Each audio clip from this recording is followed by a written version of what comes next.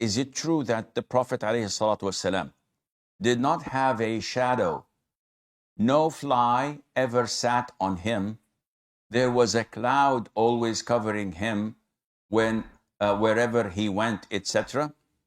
Sanya, the Prophet ﷺ was described in Surah Al-Kahf at the last verse of it, that say to them, Muhammad, that merely I am a human being that Allah Azza wa Jal reveals revelations to.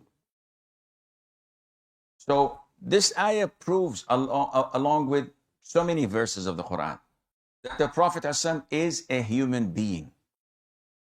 He's just like us, born like a human being, lived like a human being, died like a human being.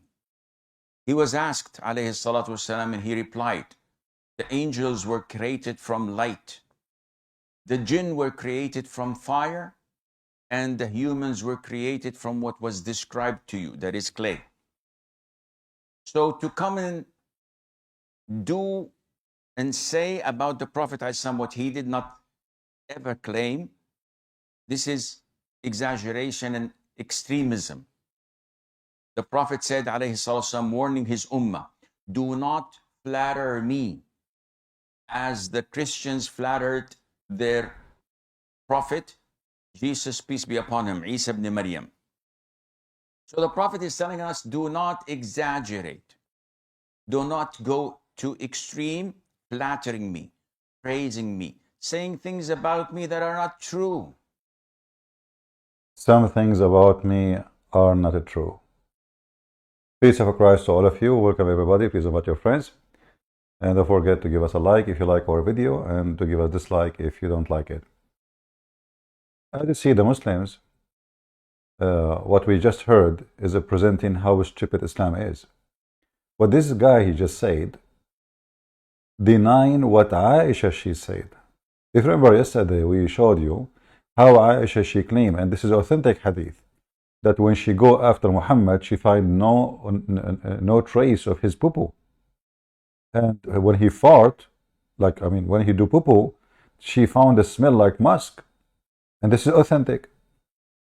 And the story about Muhammad don't have a shadow is authentic. So what is authentic and what is not authentic in Islam? Every one of them, he give you his own story. Either those are authentic or they are not.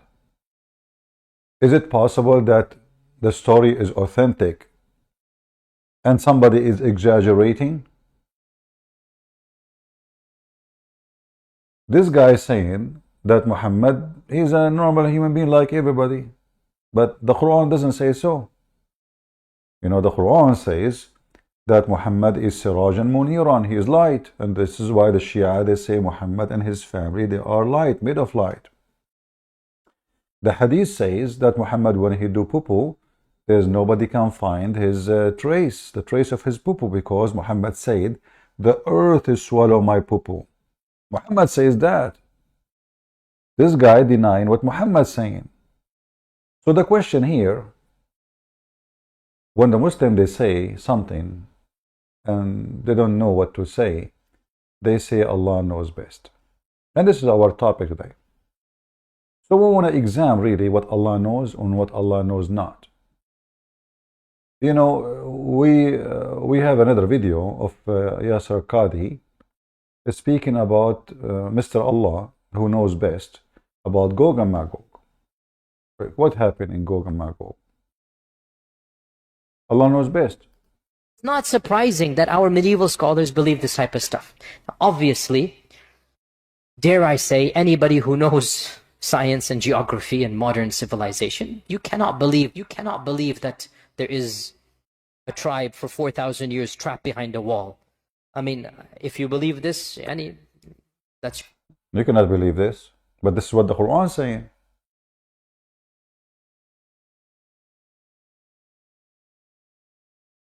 If you believe this, so, you know, you will notice that this religion, Everyone give here his own religion, and all of them they claim to be sheikhs. If we search for different video, we will find that the Prophet, yes, he have no shadow and no fly stop on his nose ever. So what kind of religion, this religion we are talking about? Who is the one who can tell what is Islam and what Islam is not? Who is the one who can decide what is authentic and what is not authentic?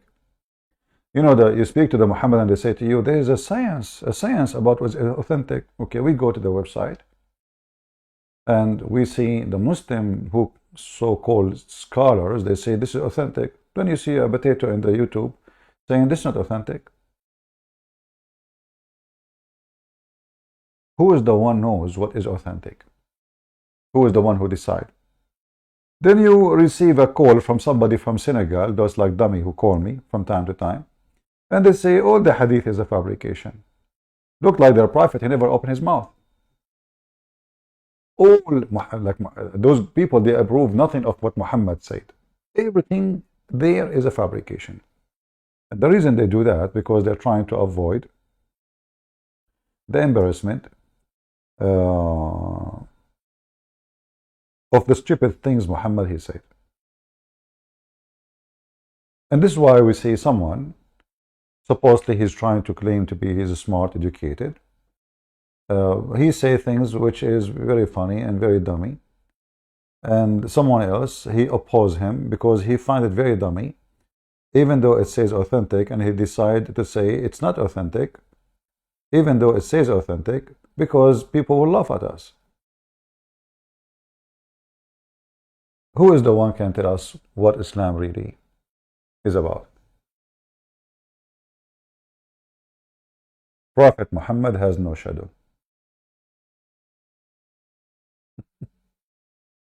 He does not have shadow. What you can do about it? Do we have shadow? No. Highest Tubbs could be in a cell, and he's in an expansive place. Another person could be in a mansion and he's in a cell, because it's subjective. It's all how you perceive reality. Focus on the music. This is one of my favorite du'as. It's just such a beautiful dua. Beautiful. And then when he got on a camel, which is taken from the Qur'an also, Alhamdulillah alladhi sakhara lana hadha wa ma kunna lahu muqrinin wa inna ila rabbina munqalibun. Always the akhirah. Do you see the title? Do you see the title? Prophet Muhammad had no shadow. What the other guy said? This is just exaggeration. So one, and the bit of music behind, you know, the guy is talking. What is that? Because we have to make it sound like something holy. And this music supposedly would make it holy. So because time for pre-modern people was always related to eternity. This is why when you eat, Alhamdulillah alladhi at'amani wa saqani wa arwa. What does this have to do with Muhammad have a shadow? I mean, look guys, look at this religion is so stupid, it's so dummy. Prophet Muhammad had no shadow. Here, Prophet Muhammad had shadow. Other guy, Prophet Muhammad had no shadow. And we just heard this guy, Asim al-Hakim, saying, the Prophet, he says, don't exaggerate about me as the Christians. What the Christians they do? That Jesus is a resurrector? Isn't it the Quran says he is a resurrect people from death? What the Christian they say? That he is can heal blind? How we can be exaggerating? Like what the Christian they say that he's alive? Isn't it this is what the stupid Quran is saying too?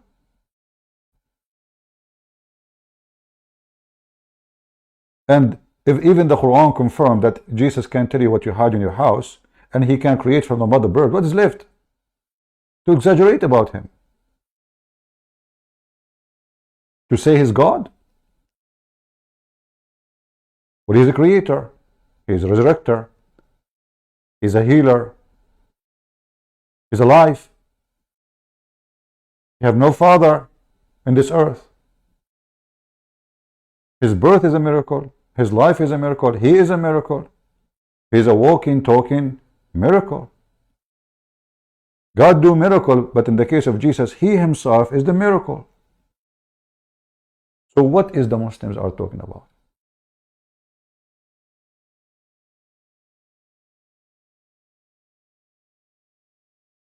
Is it true that the flies don't set, never set on him? Zakir Naik can help us. You know, Zakir Naik for sure, he knows best. You know, like we cannot compete with Zakir Naik. As you know, always Zakir Naik, he can come with better conclusion than those dummies. We need someone smart, you know, someone educated. He is a Qur'an. Tell us something.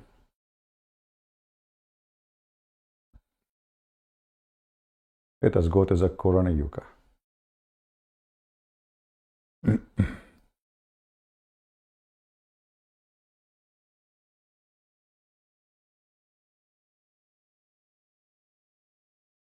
A second. I mean, who knows best? It's not Allah who knows best. It's those dummies. You know, everyone give us his own story. Listen to this. Not do miracles like the previous prophets. To say that Prophet Muhammad, peace be upon him, did not do miracles is totally wrong. There are various miracles that the Prophet did. For example, the Prophet, he split the moon. Where? In the Quran, Where in the chapter of the Qamar it says he split the moon? Where? Show me. It says the moon split. It doesn't say he split the moon. Where? And you Muslims, are you really stupid? In one hand you say Muhammad is just a man, and now you are saying he split the moon or his God? He split the moon.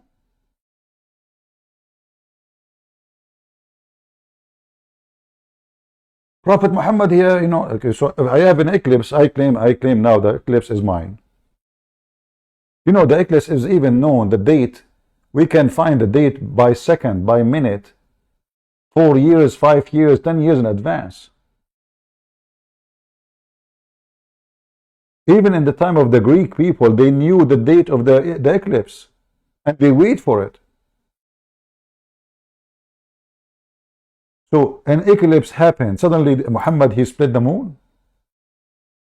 And if the moon is split, as they claim, and the hadith says that when the moon split became 2 pieces. Not only a crack, it became 2 pieces to the point that the cave of Huraira, which is the cave where Muhammad used to sit in usually, in the mountain appeared from between the two pieces of the moon, which means the moon went really far from each part. Okay, the Quran says the moon split. Did the Quran says Allah put it together? Who is the one who put it together?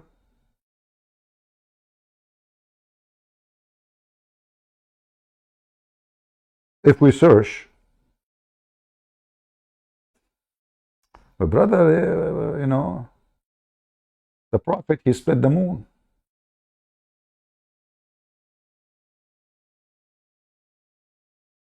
In fact, the verse about splitting the moon proved that Muhammad is a false prophet, because it says اقتربت الساعة وانشق القمر.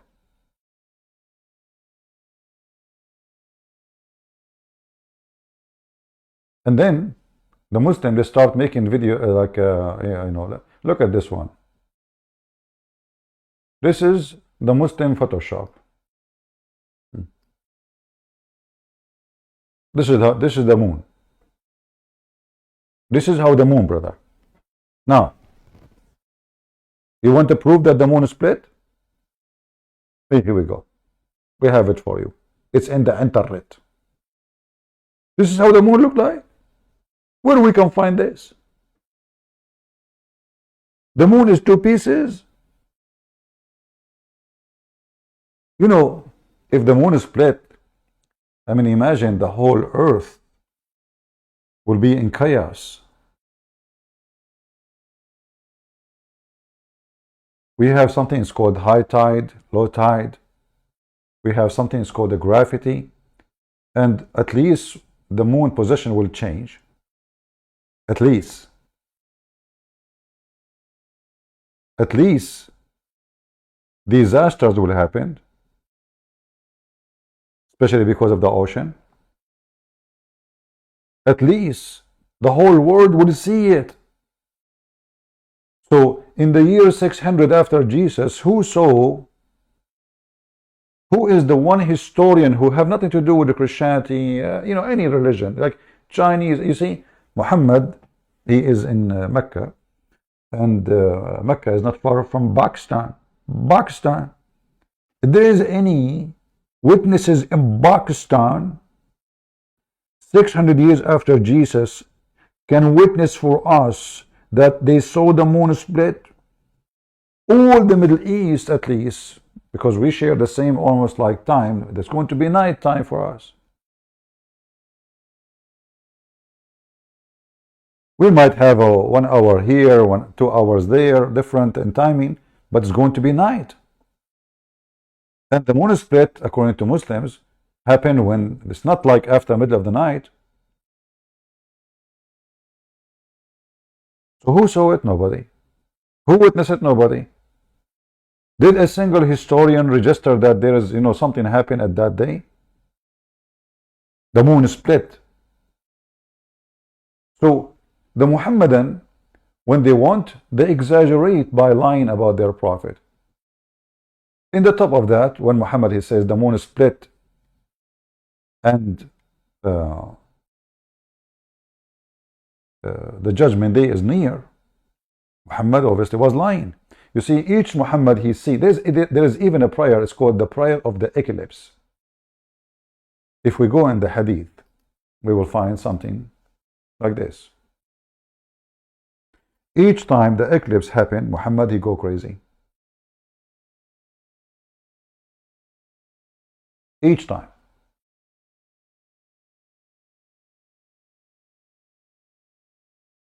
To the point they have because of fear, they think the judgment day is coming. So the one who have a slave, they knew they are guilty of slavery, so what they do when the eclipse come, they free a slave. Like, oh, God is coming, let me free the slave. So eclipse was a great opportunity to free slaves. Slaves are waiting for it, praying that eclipse will happen soon, maybe I will be freed. And each time Muhammad, he see the eclipse, he go crazy, and he start reciting so loud and praying so loud, as we see here. He bow down, he go up, he go down, he go up, he go down, to the point even in the books of authentic, they have a book, it's called the Book of Eclipse.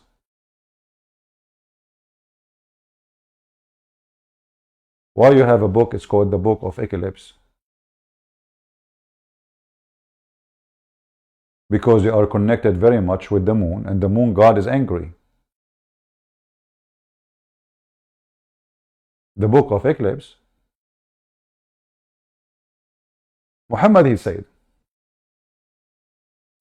that from the signs of the judgment day is the eclipse, as you see here. Read it with me. Allah Messenger, come to us all of a sudden. We were busy. He said, what do you discuss about? The companion, they said, we are discussing about the last hour. Thereupon he said, it will not come until you see 10 signs. Now who is the one talking now? Muhammad. Where Muhammad he get his knowledge from? Allah. Allah knows best, remember. So Muhammad he come with the number 10 signs. Okay, what is the 10 signs? Number 1, he made the motion of a smoke. Number 2, so there is smoke will come. What does that mean? Don't ask me. Number 2, Dajjal. Who is the Dajjal? The Antichrist. Okay. Number 3, the beast will appear from the ground. This beast is going to have the staff of Moses. You can find the reference in chapter 27, verse number 82 in the Quran, 82, and you can read the interpretation of Ibn Kathir or any interpretation you want. The rising of the sun from the west. So according to Muhammad, the dummy Muhammad, the west will change direction because Muhammad, he think that the sun appear from the east because the sun is moving, not the earth is going around itself. So now the sun will change location and will come from the west. And by the way, the Muslim, they say this is a correct hadith, including Fifi and Didi. They say that, yes, the Prophet, he bust you with this hadith. It's correct hadith. This is the accurate hadith. So here it says, the sun will appear from the west, and then the descent of Jesus. What will happen? The descent of Jesus. Okay. And then Gog and Magog. All right. And then landslide in 3 places. And then eclipse.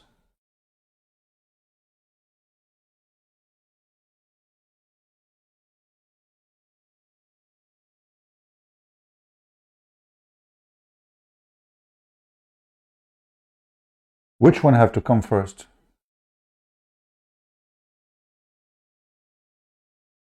The slide? Is the moon splitting or the earth is splitting now? So the last thing will happen is a slide in the east, a slide in the west, and he is even quoting Yemen.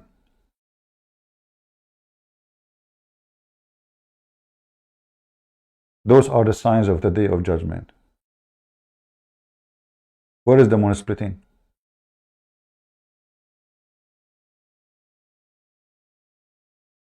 Muslims, where is the moon splitting? Did your prophet forgot? If we go in the Quran, you will find this. As a Qur'an Yuka, he just mentioned the split of the moon.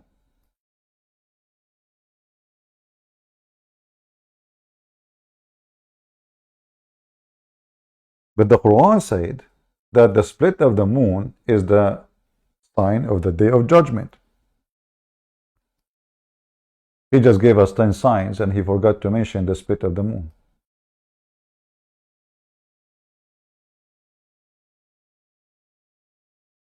Is the moon split a miracle or it's a sign of the day of judgment? Are you with me, guys? Is the moon splitting a sign of the day of judgment, or it is a miracle? Muhammad did, as they claim.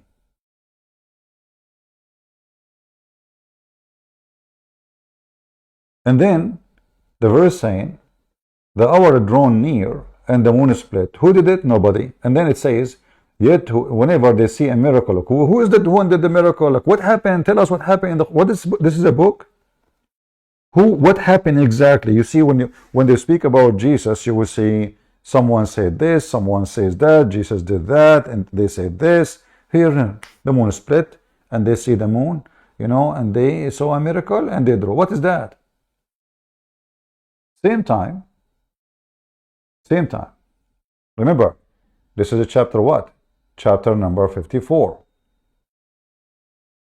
Chapter number 54. If we do this in the Quran, we will find.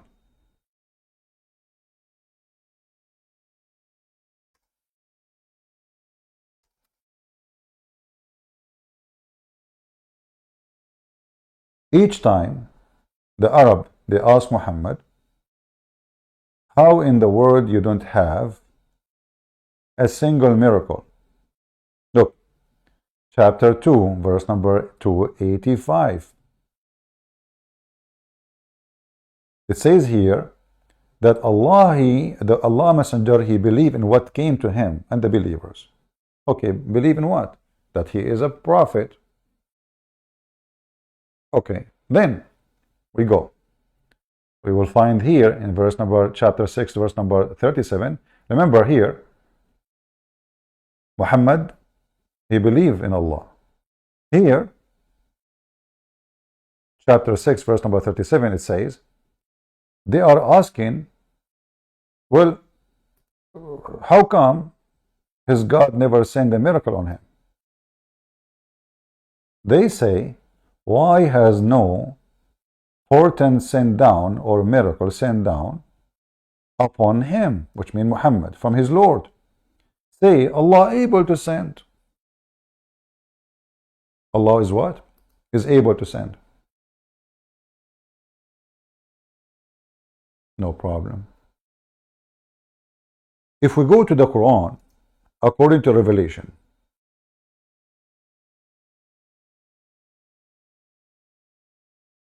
Quran, according to Revelation, what does that mean? The Muslim, they say, by the way, that the Christian, they changed the Bible, but the fact, every single Muslim agree that the Quran they have today is not according to Revelation, which is nothing but a corruption. Just by agreeing with that, you admit that you corrupt. So now we have chapter number 6. Chapter 6 is An'am. As you see, An'am mean animals. All right? An'am mean animals. All right. What is the number of chapter 6 in the Quran?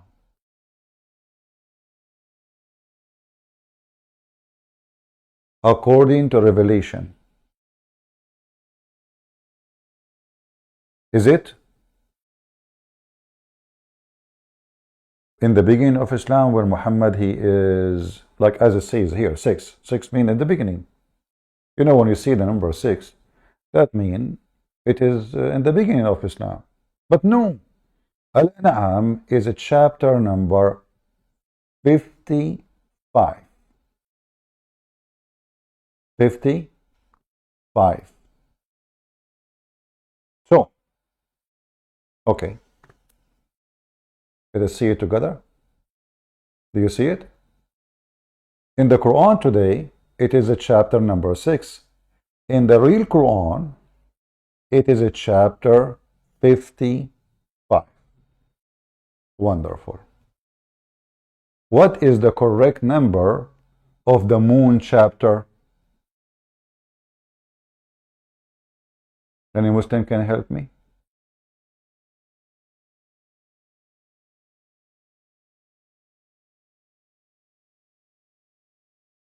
"55 chapter came to Muhammad," and by the way, we will show you more. I mean, this is an example. 54 chapter Muhammad he received.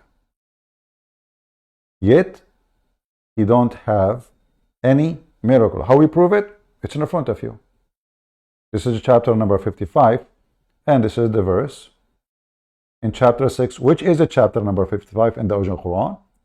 People asking, how in the world he don't have a miracle? So where is the miracles of Muhammad? And how that chapter is about a Muhammad making a miracle?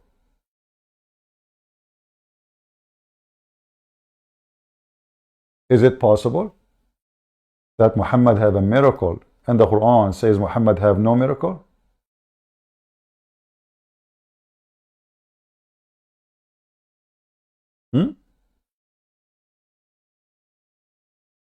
It cannot be, because if you see, if Muhammad have a miracle, Allah will say to them, well, are you stupid or what? We already did many miracles for you. What are you talking about? Oh, you forgot what we did, this and that and this. So what is the miracles?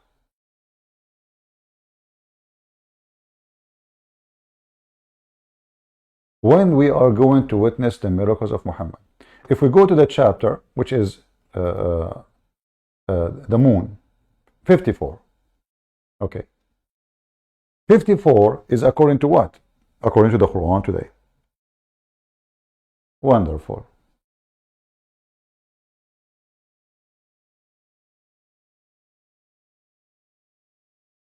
But this chapter in the real Quran is a chapter number 37.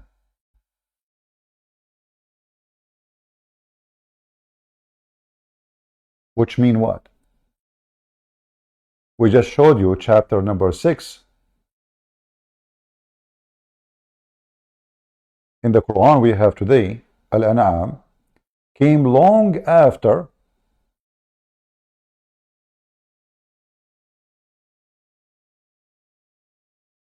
This chapter.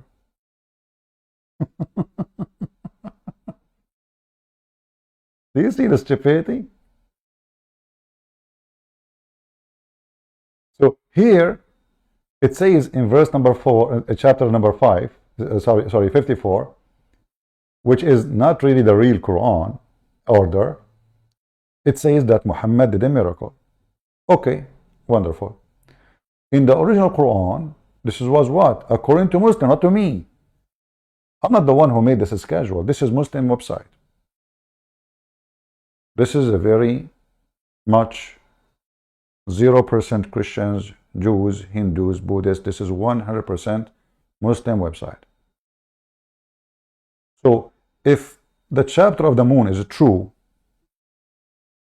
and the Quran has zero contradiction, then this verse here, question how come he don't have a miracle, is not true.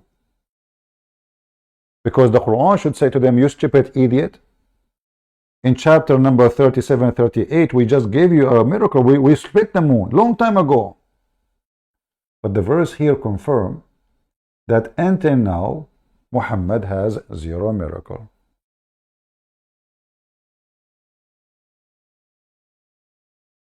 Now a Muslim, I might say to you, oh, those verses, they scattered here and there. So you play with the Quran too? You move them, you put them as you wish. Not only you change the location of the chapter, you change the location of the verses.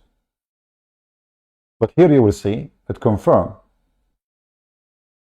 Except verse number 20, 23, 91, 93, 114, 151, 152, 153. This was in Medina. So what the Muslims saying, we took those verses from different place and we put them here. But isn't it, this is what clearly a corruption?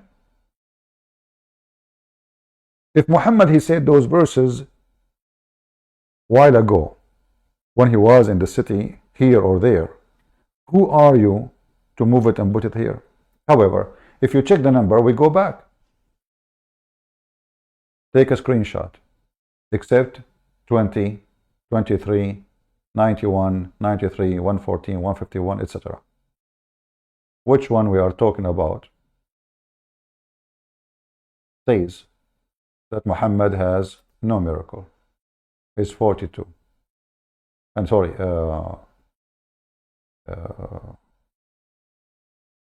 verse,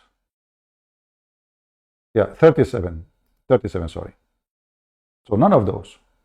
So even this game will not work. This is verse number 37.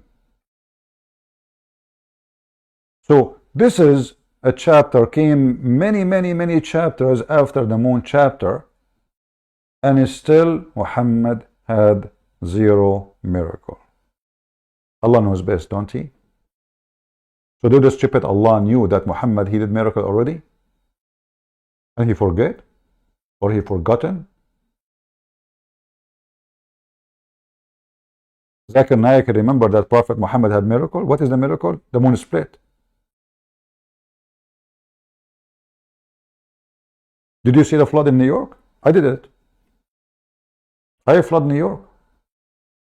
Yeah, you know, I commanded the water to come from the sky.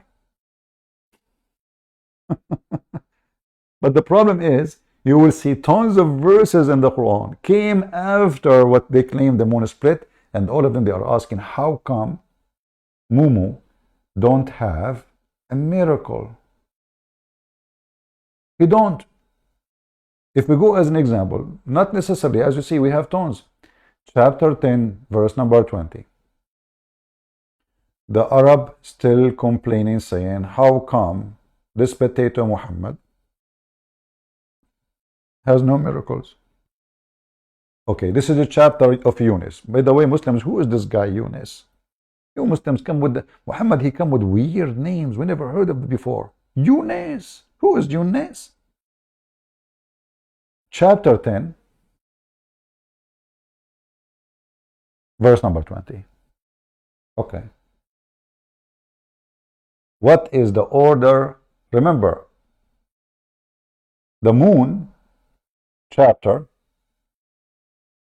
as you see, Al-Qamar is number 37 in the original number. In the Quran today is 54. This is the moon split. Remember that. Okay. Now we need to search for chapter 10. Chapter 10 in the Quran today.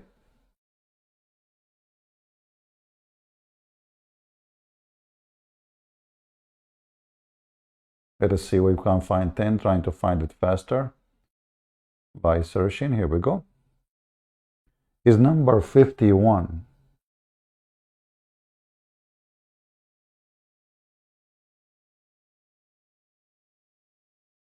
Do you know what does that mean? 51 is way long after 37, Abdul. So now we have 51, chapter 51. We have a chapter 55. Both confirm Muhammad had zero miracle until that moment. And then we have the moon, which is way before, chapter number 37, the moon split. How this can be the book of God? How this can be legitimate? They are still asking, how in the world this man, he don't have a miracle still? And this is mean Muhammad, he's spent now already more than half his life, not half his life, this is way more than half his life, because he started as a claiming to be a prophet at the age of 40, as Muslim they claim. So now he is in his 50 something, almost soon he would die, and he still have zero miracle. So splitting the moon is defeated. It's a lie. Even from the Quran it cannot be true. You know, isn't it the Quran says, if this is a book made by other than Allah, you will find in it a lot of contradiction? That's what the Quran says. لو كان من غير عند الله, you know, they will find in it a lot. If it's not from Allah, you will find in it a lot of contradiction.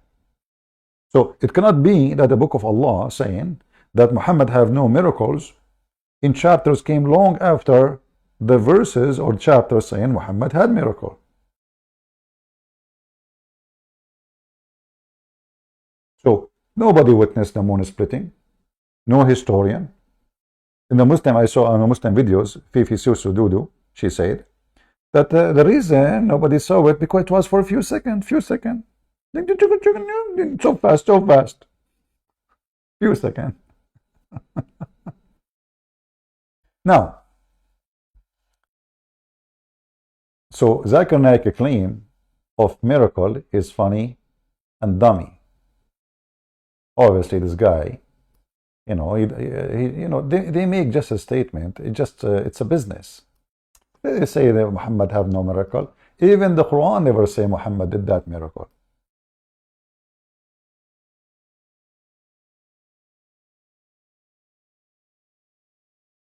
Tell us, Zuzu, tell us, he's proud of his prophet.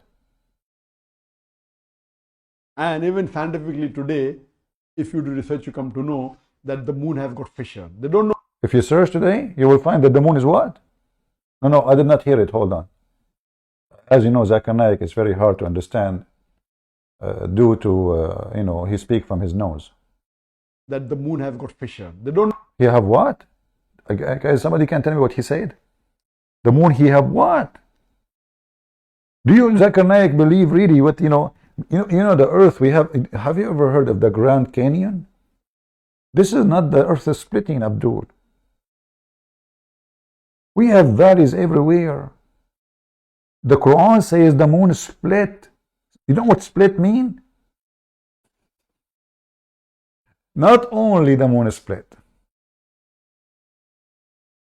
has a fissure, crack. The only crack is in your head, and the smoke you smoke, crack, this person. According to the hadith, the crack we are talking about is not true. There's not even a crack.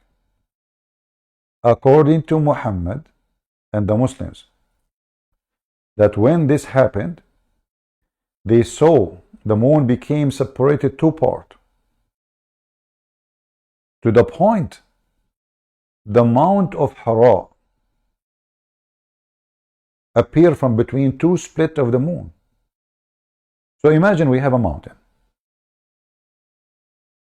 and the moon is split, and then when the moon is split, the two pieces was so far from each other to the point we saw the mountain of Hira between them.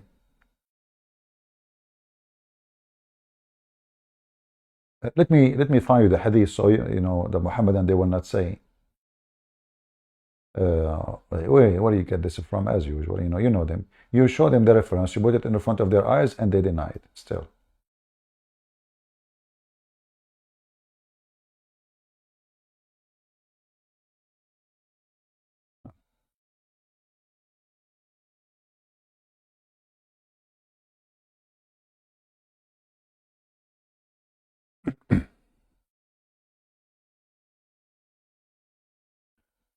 Okay, this is Tafsir al-Tabari. Let us see if this one can work with us. Maybe we need to find different website. This one have like a script. Maybe Google translation will not work. Hold on, give me a second.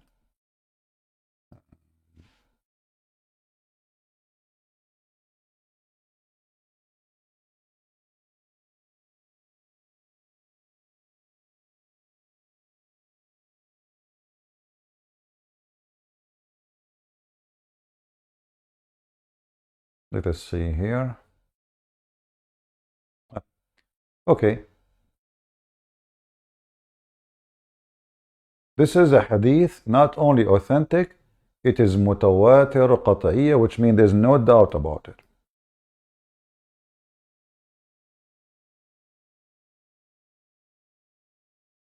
The Prophet, he split the moon and he showed them from between to the two split of the moon, the Mount of Hira.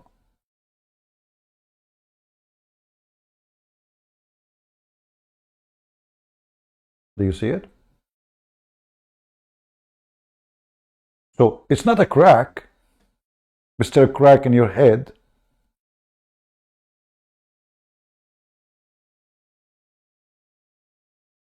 It's a mountain. And here you ask yourself, just to show you how stupid the story is, how the mountain appear if the mountain is closer to them, not the moon. You see, if they are saying the moon split and then because of that we saw the mountain, so what we assume they are saying, that the mountain is in front of them and the moon was behind, and the moon split, and now the moon is becoming so far in distance to the point the mount is between them. But here in the story, because the one who wrote the story and the one who fabricated the story is a donkey, what he is saying that when the moon split they were able to see the mount, which means the moon is close to the ground next to us and was blocking the mount. But this mount is just inside Mecca, it's just there.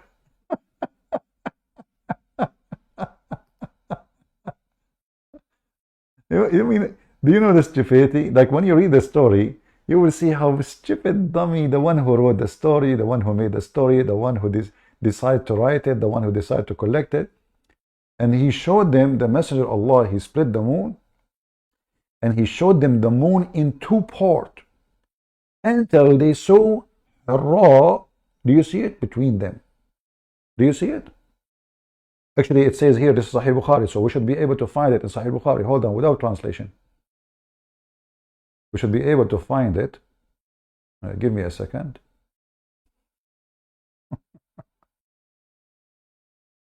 Yeah. Let us try to find it in the English website so we can share it with you. So this is not a crack. You liar? What a crack. This is not a crack. The moon is split. And the Quran never said Allah he glued again. It says he split the moon. And the moon is split too far from each other distance. Did the Quran says we put it together again? No. And here we go, we found the hadith in al-Bukhari. This is al-Bukhari, as you see. Very authentic.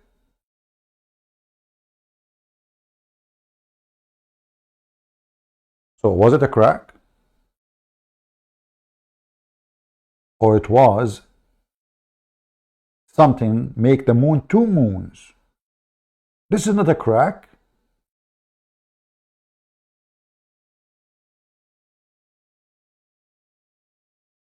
A crack doesn't even need to show anything from behind. You can have a crack in your wall, but doesn't mean you have all the way to see through.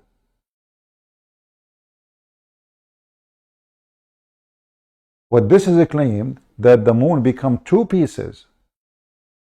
And as you see, it says in front of you. I'm not making things up. This is their false, funny translation.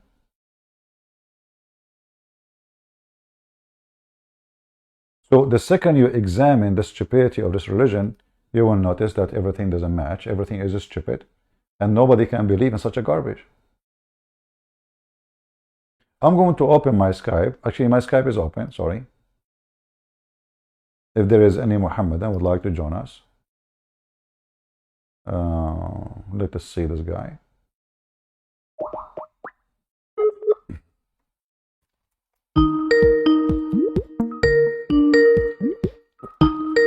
The first thing the Muslim they will do, they will try to change the topic as usual. Hello? Assalamu alaikum. What? Assalamu alaikum. Wa alaikum assalam. Are you allowed to say assalamu alaikum to Christians? Christian. Are you allowed to say assalamu alaikum to Christian people? Yes. Who says so? Allah subhanahu wa ta'ala. Be peace. Where he said that? Salamun alaikum in the Qur'an. Where he said you can say assalamu alaikum to Christians? They live in peace with everybody. Abdul, ultimate fart. Where he said you are a Quran only? Yes. Show me where in the Quran it says you can say to the Christian assalamu alaikum. You can say to anybody assalamu alaikum. That's just a stupid. Don't call me. I don't talk to kids. Stupid. The guy who needs his wife to F the guy 4 times in four different locations is calling me. Don't call me. I have no time for stupidity.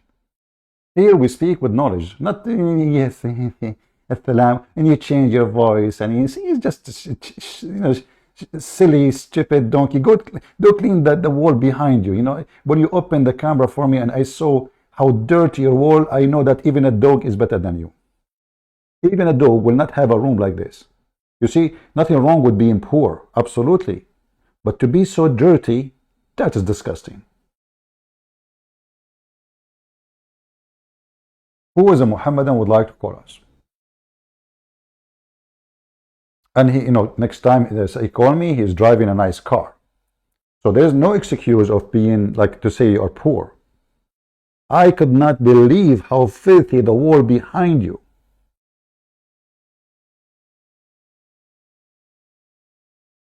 The second you ask them, where do you get this from? They have no idea what to say. Allah knows best. A Muslim is not allowed to say to non-Muslims assalamu alaikum because he have a duty to kill them all. Muhammad he said, لا تبدأ اليهود والنصارى بالسلام وإن don't greet them, don't start greeting them. And if you see one of them in the street, force them to walk in the sewage. Just try to force me to walk in the sewage and you will see what will happen. Just try. Coward liar. No dignity. Do we have any Muhammadan? Mayday, mayday. Anyone? The only one call us is Fakira, peace be upon her.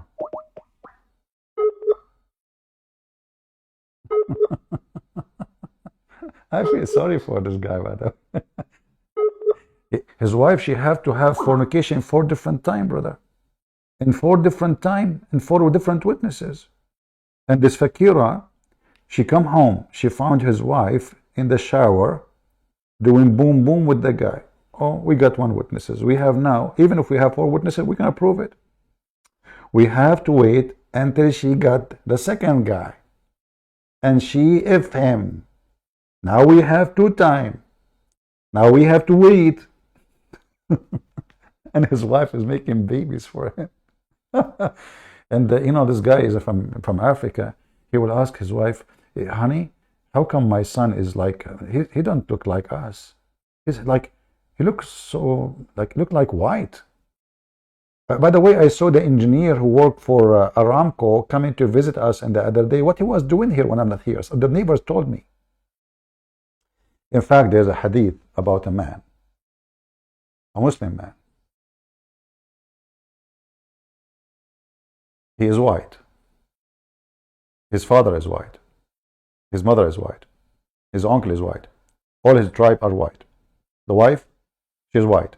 The mother is white. The father is white. The grandfather is white. The whole tribe is white. The baby is black.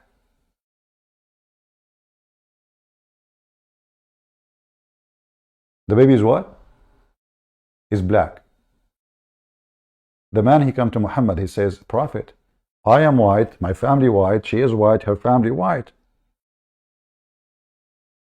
How in the world my son is black?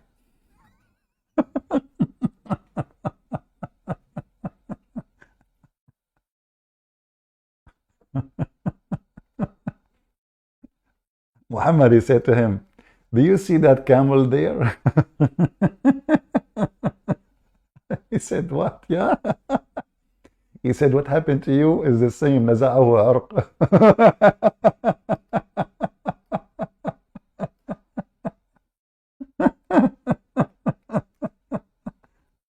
Dr. Muhammad, he explained the DNA 1400 years ago. What do you mean نزعه عرق? I mean, that son is a black. The totally black. You idiot. The baby is 100% black.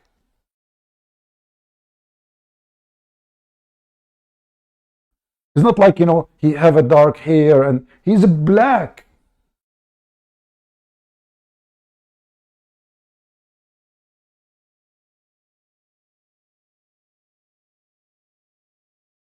What are you talking about? So you are white, your wife is white, your family is white, her family is white, the grandparents, those are tribe, even they don't marry strangers. And black, for them, they were slaves. They don't marry even from slaves. And let us say, for the sake of argument, maybe somebody did, like, you know, have sex with a slave, but still, the guy, he knew his lineage and he knew her lineage. So he explained, he said, neither my family or her family, they are black. My son she gave birth to me a boy, he is black. Not like little dark skin, you know. No, the boy is black.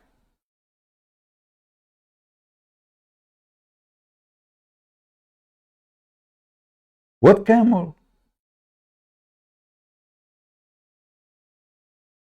Dr. Muhammad, he knew everything. Do we have any Muhammadan? If there is any Muhammadan, you know, like you're white and your wife is white, want to tell us his experience, and she gave birth to you. So now, according to this, by the way, if a Muslim man, he accuses his wife of fornication with the clear evidence, let us say, you know, Arab are not, they are not black. Like you might see somebody, he's saying to you he's from Bahrain or Qatar, and they are not Arab. Those are not Arab. Those are the sons of African slaves who live in there. They are not Arab. Even they speak Arabic, etc. Yes, but they are not. They never was Arab. The Arab are not African. Just to make it simple. So Let us say a Muslim today, he went to Japan with his wife. He's white. His wife is white. She gave birth to him a son. He looked Japanese. How we can solve this problem? South Iraqi is so black. No, those are not Iraqi. You know, there is a slavery, huge slavery came to Iraq. You can search right now something called the revolution of a Zinj. Zinj mean the word, the N word, in English, or you can say the black. So the revolution of the Zinj happened because they have whole territories. There's hundreds of thousands of only black people. And when they made the revolution, those poor black people, the white Arab, they slaughtered them all. There were a massive number of a black in Iraq, especially in the city of Basra, etc.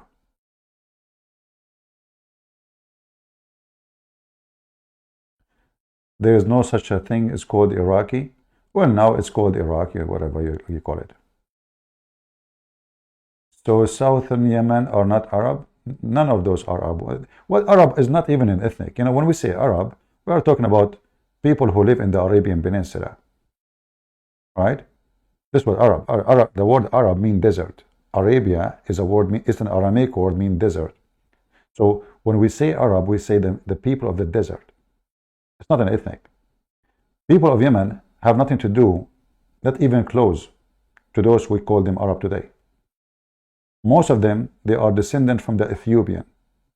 That's why they look different. That's why they have different hair, different look. They are skinny, they are short, they have different skin, they have different faces. They are totally different from anyone you know. Even the Quran confirmed that Yemen was always controlled by the Ethiopian. Even the Quran confirmed that the army of the Ethiopian, of Abrah al-Habashi, came from Yemen. It was totally under the control of the Ethiopian for centuries and centuries. It was part of Ethiopia, actually. So, only ignorant, they think that those are lands of Arab. There is nothing called Arab. This is a phrase used by the Aramaic people. The same when you use, you say gypsy. Gypsy is what gypsy? Is it like one ethnic gypsy? No. There's many kinds of gypsies. Gypsy is people who don't live in a house. They keep moving from place to place. Arab is the same. It's people who live in a tent. He keep moving from place to place. And they live in the desert. If you live in the desert, they call you Arab. Arabia is desert. Aram is coming from the word mountain or hill. This is what Aram means.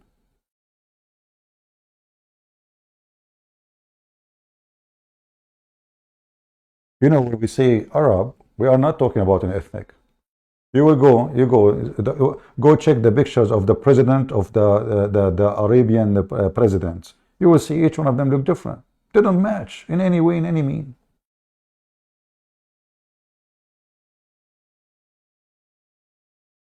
Like now, Egypt, they call it the Arab Republic of Egypt. But Egypt is this is Africa. Since when they are Arab? Even Iraq, there's nothing called, this is the Assyrian land. Those are not Arab. They don't even speak Arabic. They have nothing to do with the Arab. Even Syria, even Jordan, even Morocco, even Tunisia, even Libya.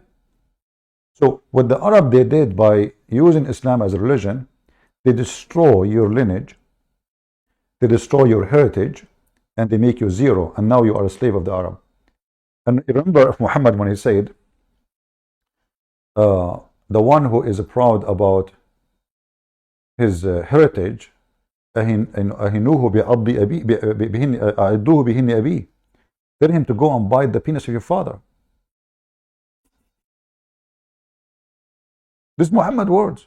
If somebody is proud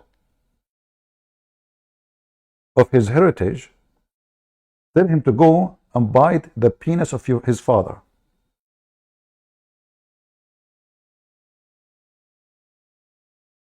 Maybe the admin can post the hadith for you. And they say to you, you know, a Christian prince, sometimes you use a language. I mean, I'm talking about Muhammad, the most filthy scumbag ever. So what do you want to say? This guy, this is his language. Tell him to go and bite the penis of your father.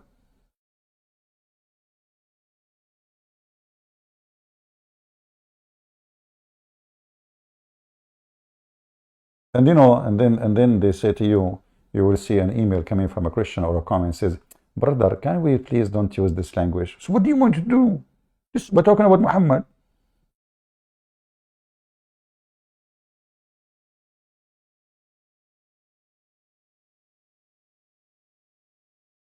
What I should say? This is what Muhammad said.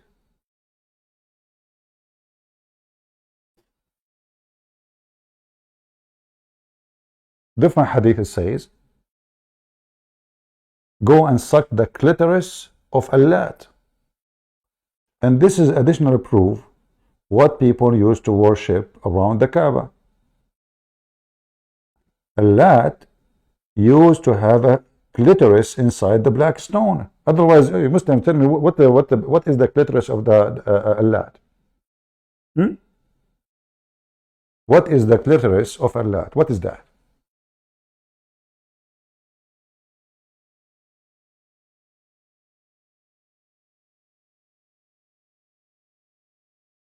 Am I making things up?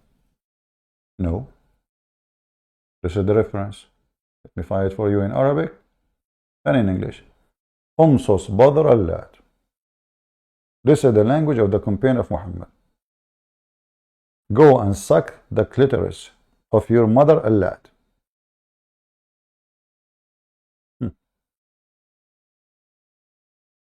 And I can post for you the website. I don't know in translation what they are saying, but you can find it. Let me post it for you. And this is Al-Bukhari. So this is what you find in Islamic, you know, conversation. Clitoris, penis, vagina, you know, hymen, sperm. So what do you expect? Our classroom is not about someone, you know, we are talking about a scumbag. It's like watching Andrew Tate's and you expect him not to say the F word and not to say all filthy language. Or watching, what his name, Tucker Carlson, when he is making an interview with Andrew Tate's. Both of them, they are filthy, trashy, piece of garbage. Trash. This is the normal conversation for many trashy people. They cannot even speak 2 seconds without saying the F word. And yet he claimed to be a prophet. Go and suck the clitoris. Go and bite the penis of your father. And then you will find a Christian here coming to me and he will school me about how to talk. And you know what is ugly really? That when a Christian, he don't want to say those words, you know what you are doing? You are making Islam look nicer. Supposedly, like now you are a Christian, you should not say those words. But no, you are decorating, you are sugarcoating Islam. You don't want to say the truth so people don't see how ugly, how filthy it is.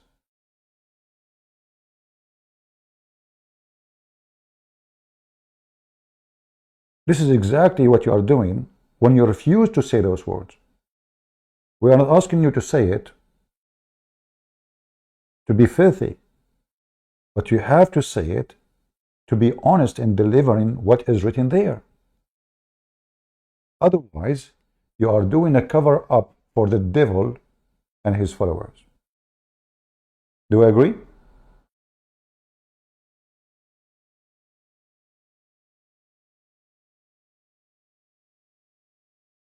Like one of the reasons actually I'm not doing seminars no more, each time they want to introduce me on the stage, the guy, like the church minister, he would say, our brother today is not like normal, you know, like a presentation, like he scared the hell of them before we start. Like, people, they start wondering what they will hear exactly. Our brother today is, let us say, kind of a person, he say things which usually we don't hear, and usually we are not used to hear. So please, what are you doing? They will leave before you finish. I grabbed the microphone from him because people, they will start leaving. He scared them. Like, what we would do? And then after I took the microphone, not only people did not leave, they start texting people. They were coming from everywhere, to the point they delay my ticket. I have to go. I'm supposed to make a seminar for 2 hours, and then they told me, because the city is full of Muslim terrorists, you better leave immediately. But they did not let me leave. People want me to stay on the stage. They cancel all the other speakers. People, they want me to stay. So I lost my ticket, and they said, okay, we will pay for your ticket tomorrow. So the guy was scared, terrified. People, they were dying laughing. I mean, literally dying laughing. It turned to be what he thought they will be, like disgusting. It turned to be a comedy show.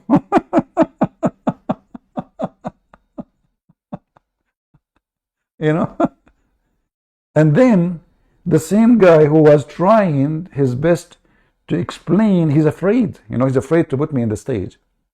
And then he becomes so proud after what happened. And then start calling him. Like I took a break. And from many churches, they start coming and says, brother, can you come to our church? Everybody want to invite me now. But in the beginning, it was very hard to convince them to do the seminar. Like what you will say exactly. Can you write it down? Do you have a video? So we need to stop. You see, if we are here to fight, being politically correct. So then how we can fight it if we ourselves are politically correct? Our churches are suffering from people who practice politically correct. Very simple. We have a Muslim, his name is Yusuf. Yusuf, he's saying, can you explain for us number 2319? Yusuf, do you want to call me? Do you want to call me so I can explain to you?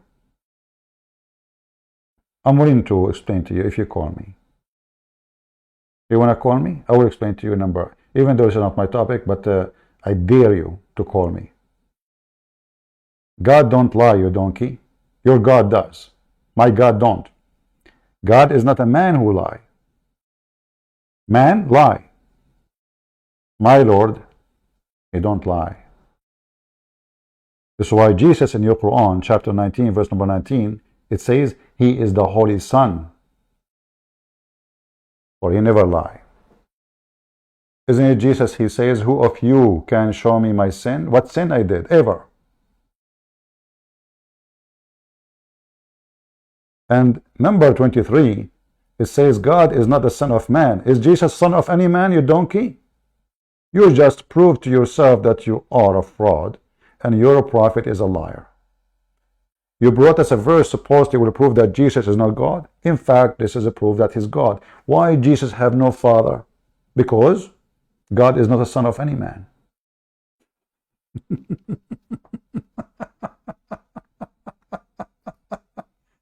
You see, this is why we say Yusuf.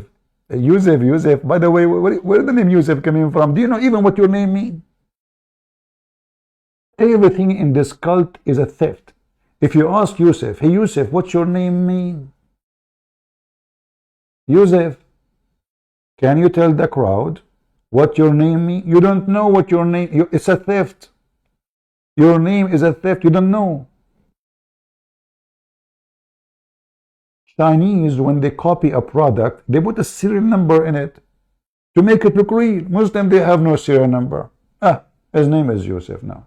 What Yusuf mean? Allah knows best. Okay, what Israel mean? Allah knows best. Okay, what Isa mean? Allah knows best. Okay, what Ibrahim mean? Allah knows best. What the heck? Okay, what Harun mean? Allah knows best. Didn't know. Allah knows best religion.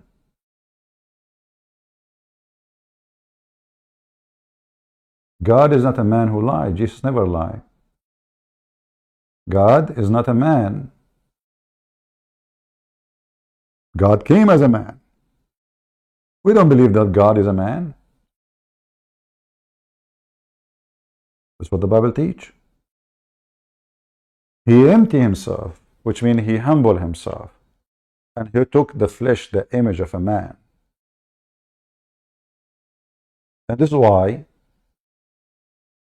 Mary being virgin does not make sense in Islam.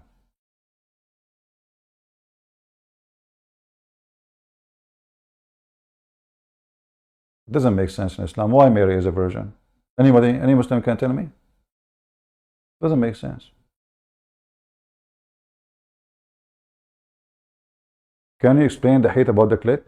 Well, because I mean, you can read the story, but the whole idea is that the allat, it's a vagina, have a vagina, and the Arab, they used to kiss it and lick it and touch it, hoping to have fertility.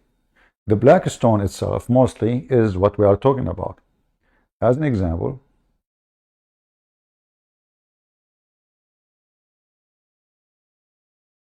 the Muslims and the Arab and Muhammad used to go around the Kaaba totally naked.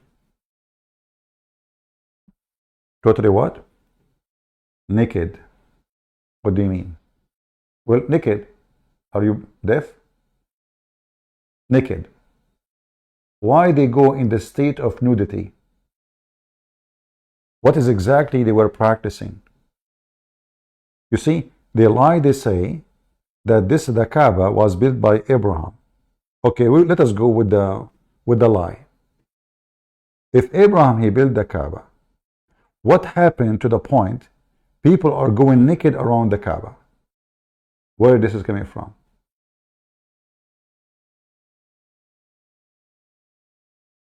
Anyone? Until now, the Muhammadan, they kiss the black stone and they lick it. Muhammad, he said that the black stone was white like milk. Okay, what happened? What happened exactly? Muhammad, he said, the sin of mankind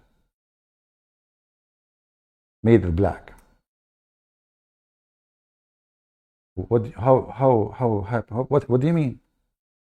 It was white like milk and then become black by the sin. So what those people believe, that the black stone, when Allah sent it down from earth, from the sky, the moon god, it was white, because white is the nature of Allah, is white. Everything comes from him is white. The angels are white. Everything is white. Black for Islam is sin. This is why the hadith says, that the racist hadith says, that when Allah created Adam, he hit Adam in his shoulder, and from the right shoulder the white people came, and he said to the white people, you go to heaven and I don't care. And he hit the left shoulder of Adam, and the black seed came like circle, and he said to the black, you go to hell and I don't care. And the hadith is very authentic. And the funny is, they took it from Al-Ilm website. They took it totally. We can't even find it there. So the reason the black stone become black, because it is sucking the sin. When somebody commits sin according to Islam, Allah made him black. If you go to chapter 27, verse number 82, and read the interpretation of Ibn Kathir, you will see that Allah will send down a beast. And that beast will have the staff of Moses and the ring of Solomon. Let me find you the reference. In English. Even though Ibn Kathir in English, by the way, is no way to be accepted, you know, they took 90% of the book actually. 90% of the book is taken off. But just to show you. This is Ibn Kathir in English. I will give you the website too, so you guys can read yourself. Chapter 27, verse number 82.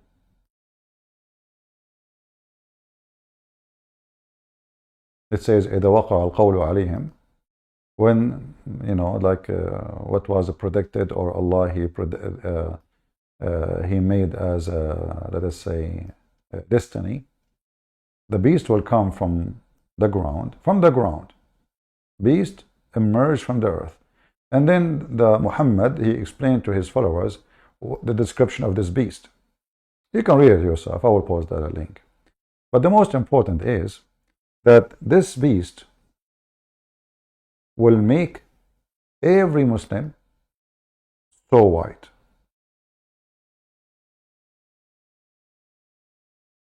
Very white.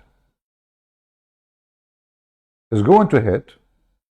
It will bring out the staff of Moses and the ring of cinnamon, and there will be no believer left without making a spot on his face, which will spread until his face and his body will become shiny as a result. Shiny white.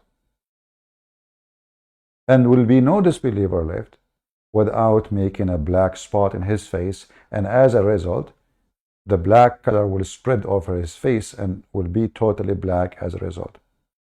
And when people they meet in the marketplace, now they know who is a Muslim, who's not. All the white are Muslims, all the black are Christian, Jews, Hindus, Buddhists, etc. So the filthy Muhammad consider that being a black is a penalty from Allah, for you are a sinner. Did I make it up? It's in the front of you. Did the Christian Prince fabricate the translation? This is the Muslim website. And here you know that Muhammad is a filthy, scumbag, Arab racist. Who can deny that? I just gave you the website. You do not need to zoom in and out. Just open the website and save it. I do not need to make a video to debunk supposed scientific miracle. I have books written before you are born about the scientific miracles. So all those years I'm debunking all the stupid things.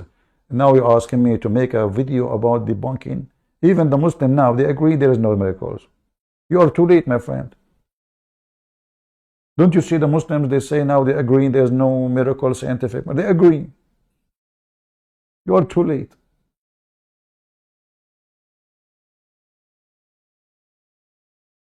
They are doing poo-poo in their diaper now. The miracle is not working. What miracle? Scientific miracle? We laugh at them. Who is a Muslim there to call me, to tell me about any scientific miracle? Allah knows best. Where you can find the book? My books is all over. If you speak a language beside English and from poor countries, my books is for free. Indonesian, you know, Albanian, Croatian, Chinese, Russian, it's for free. If you speak English, you can get my books from Amazon. What is the penalty for calling Muhammad black? The hadith says the one who called him black, kill him. The one who called Muhammad black, kill him. That's what the hadith says.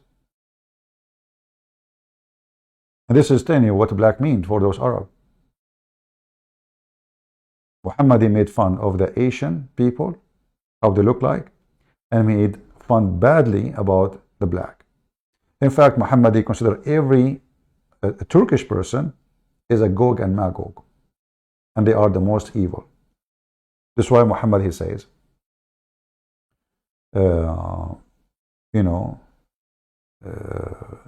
describing their look as an Asian.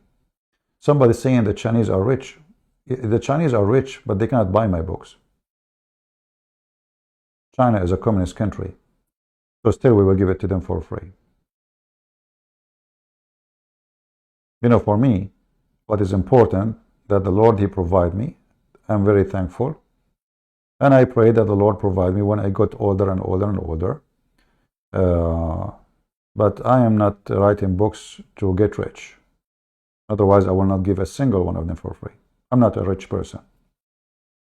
I'm trying my best to survive, and we pray that the future will be good. You know, we will not be begging people for help. You know, but the most important is to deliver the message for free. The Lord, He says, for free you took, for free you give. If we have a support like the Muslims they have from Saudi Arabia, Qatar, Bahrain, money come like rain. Then all those, I will never even sell a book. But if you go with the Muslims who get all the support from Saudi Arabia, you will find they don't even start their video. Like Ali Dawa, he sells halal food, halal cat food.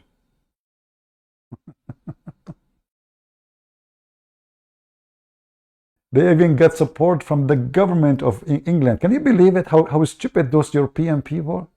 Europeans are doomed. They give millions of dollars every year for Muslim mosque, including Lady Dawah and Mimi Hijab. They receive money from the government of England, according to them.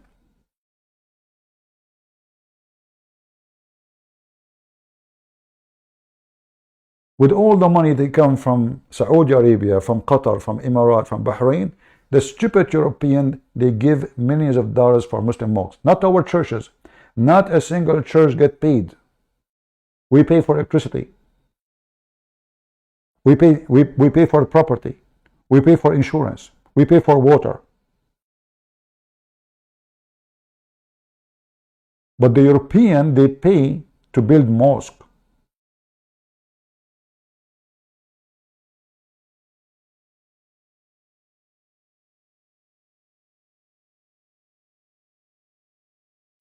All the Muslim refugees, they go to Europe. Not a single one. They don't. Shouldn't you ask him why you don't go to Saudi Arabia? Why you don't go to Qatar? Saudi Arabia is empty. Is in the size of Europe almost. Europeans are doomed. Stupid people.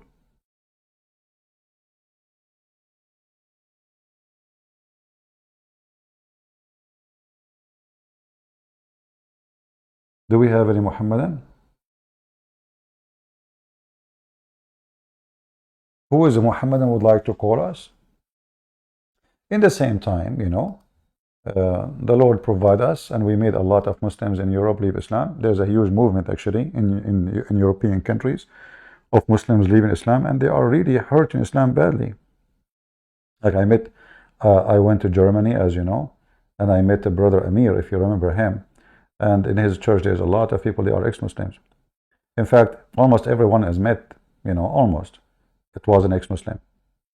I was invited actually for like a lunch for family, and for you know, through Amir, and the lady, the family, Amir. They invited their neighbor. He is a Jordanian. Everybody is ex-Muslim. Everybody is ex-Muslim.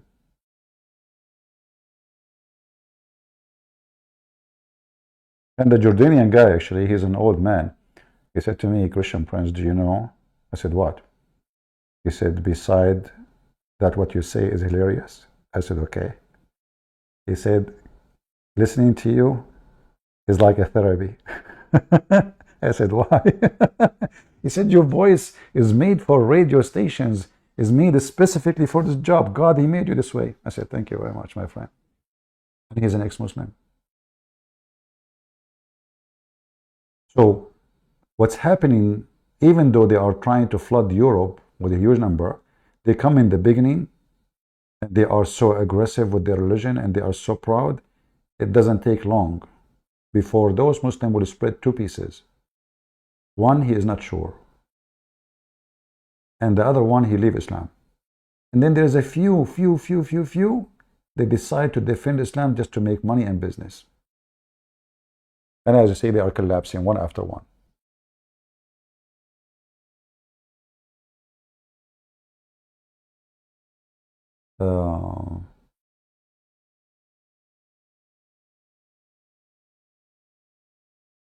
By the way, I'm invited for a conference, and this conference, the problem with it, you know, have a lot of Indonesian and Pakistani.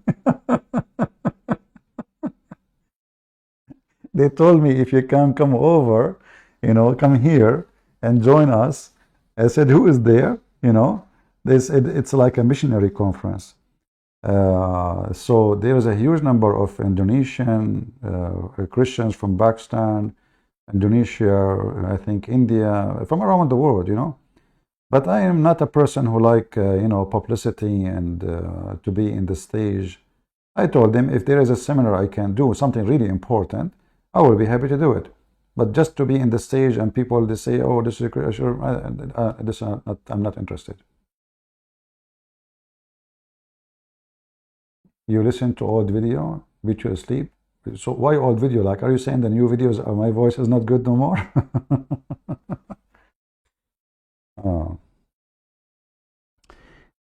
Don't worry, as you see, Islam is really collapsing. Actually, you know, a Muslim today, he said, Christian Prince, Islam is spreading. You know, what I see, that some pimps and trashy people who they are, you know, angry from society, this who convert to Islam, because they are not part of society anyway. And those they are using Islam, they are not converting to Islam. You know, even Lili Dawa, he says, this guy Andrew Tate, he don't believe in Islam. Brother, no, don't do that. The other guy with his name is Siko, the idiot, same. Don't tell him, you know, gambling is haram, whiskey is haram, women is haram. Brother, he's not a Muslim yet. He's not a believer. So what he is, he's a Muslim. He's not a believer. You know. But if we go in the hadith, look what Muhammad is saying. Now I challenge any Muslim to say to me, Christian Prince is lying, that Islam is going to die. Unless you want to say, your prophet is a fraud. I wish you guys, you save this reference, because you can shut up any Muslim who claims that Islam will grow. Let us see. I think the hadith says this.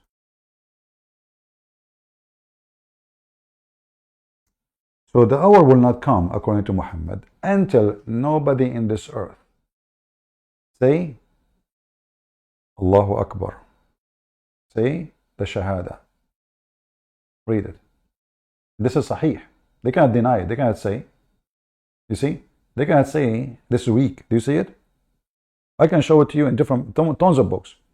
The hour, the resurrection day, will not occur, will not come until the word Allah, Allah is not said on earth.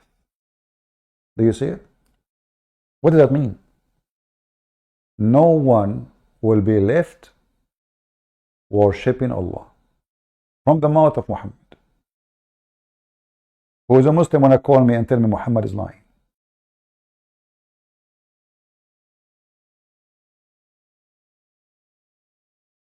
Do you see it?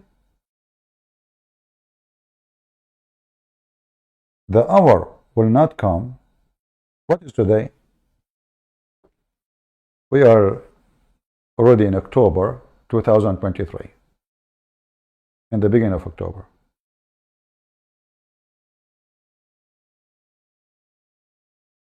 Based on Muhammad's words, the clock is ticking, and the farther we go in time, Islam is dead. Can you say this is not authentic? Who is a Muslim there to say Muhammad was stupid when he said that?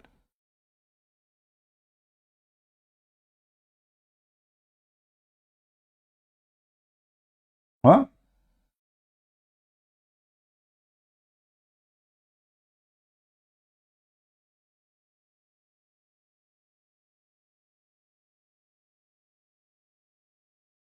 Anyone?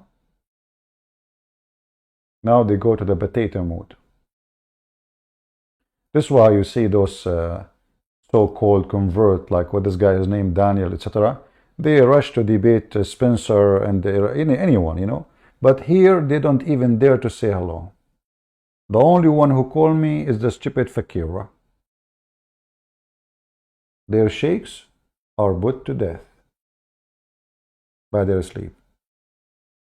I am a liar. Why? I'm showing you the hadith in front of you. What are you talking about, brother? Okay, I will tell you a story which will make you believe me. Guys, my friend here, a Muslim, he said to me, Christian Prince, you're a liar. My friend, I decide to fix my lies. Do you know that I found where Gog and Magog located, brother? And we took a piece from it. Allah mentions he was an idol worshipper, and it is well known that he had nothing to do with religiosity of Tawheed and whatnot, so it cannot be Alexander the Great. And of course I also believe that Dhul Qarnayn is not. Let us go, hold on. I don't want to tell you a lie, but I will let Yasir Qadi to tell you a lie. Of any of the major books of hadith or tafsir have been compiled. The famous Abbasid Khalifa al-Wathiq Billah, he saw a dream that greatly disturbed him. He saw in his dream that the great wall that was built by Dhul Qarnayn to block Ya'juj and Ma'juj had been opened up. This dream caused him so much distress, and of course he was the Khalifa, and he had the entire army and the entire, teams at his disposal, and so he decided to send an expedition to the ends of the earth and to see how true his dream was. After asking his advisors who to send, they said they had the right man for the job. The right man. And they told him about this.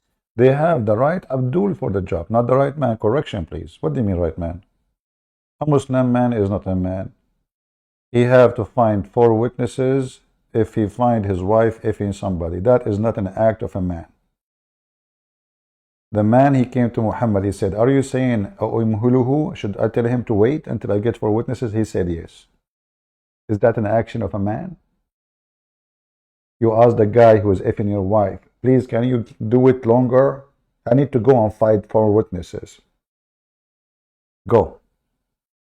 Traveler, whom history has recorded as Salam at-Tarjuman.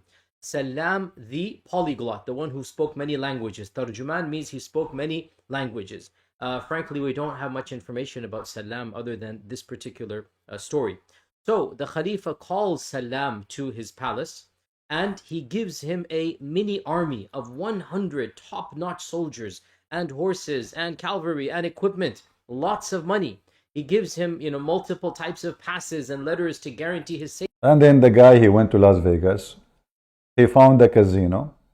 He told him, this is the wall of Gog and Magog, and I brought you a rock from it. And those Abdul, they think this is a true story. Can you believe it? The guy, he found Gog and Magog. Where? Allah knows best.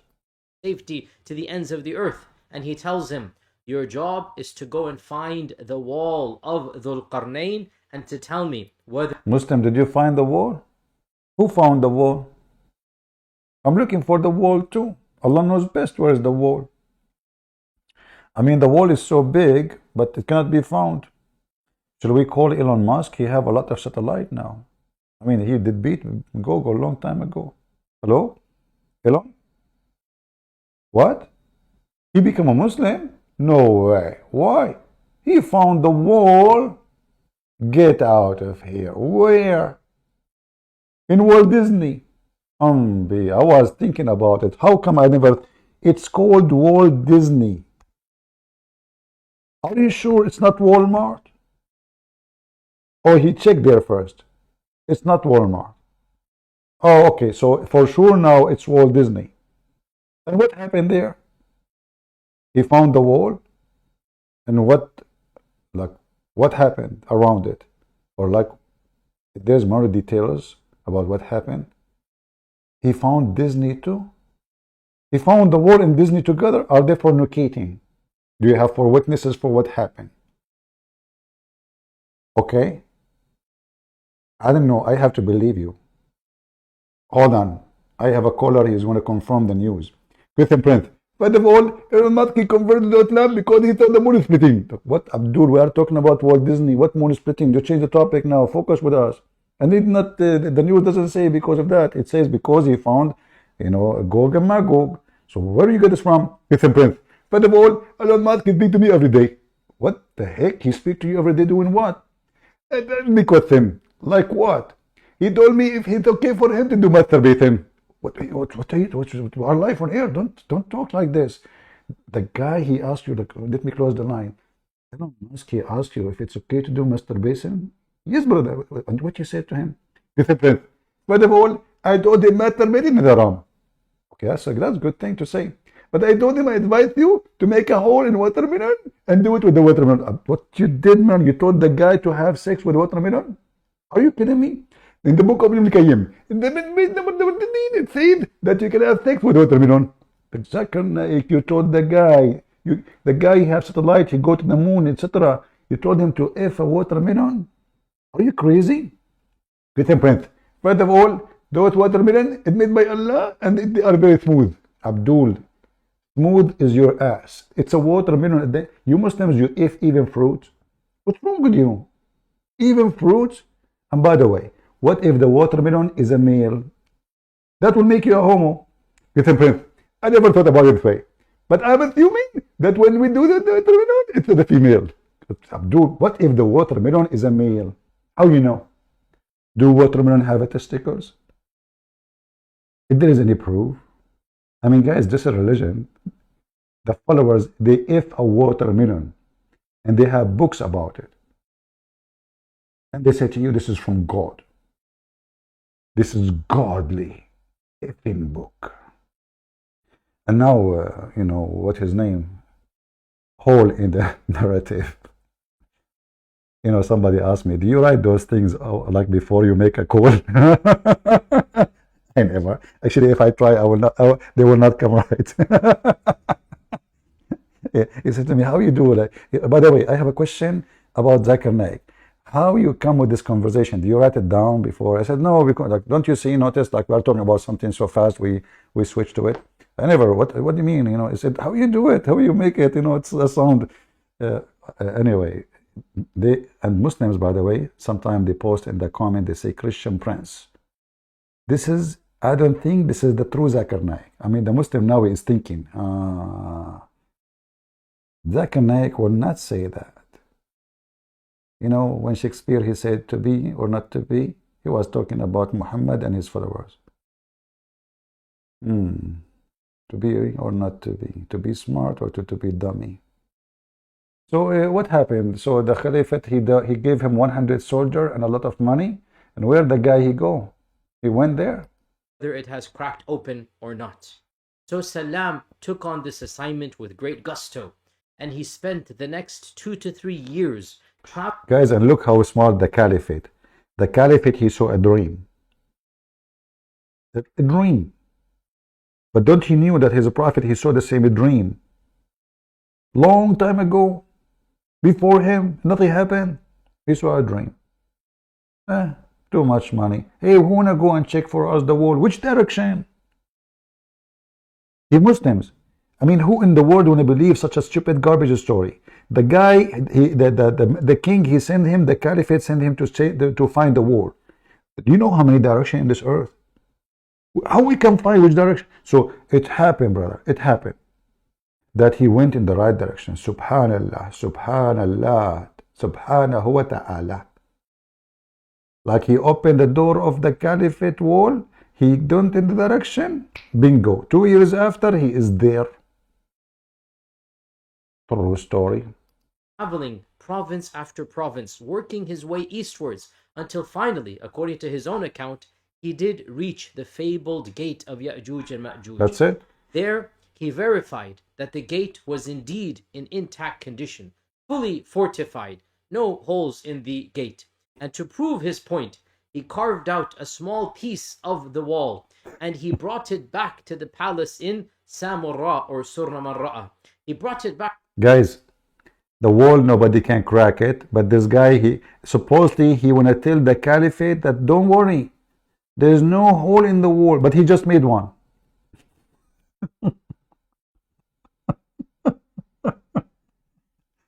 Like, listen.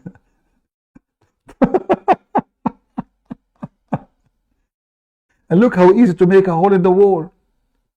I mean, Gog and Magog, and they are the most aggressive, devilish, whatever creatures, taking them thousands and millions of years to make the hole.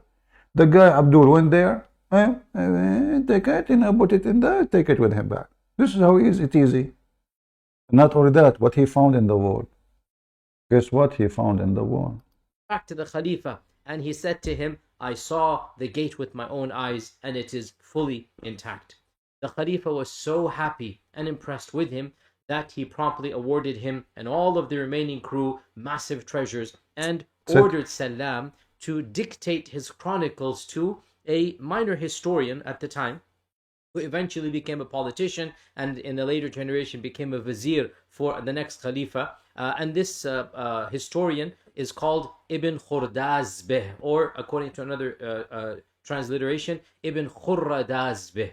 Ibn Khurra. Ibn Khurra. Kharra yakhurru fahuwa kharra, which means pupu.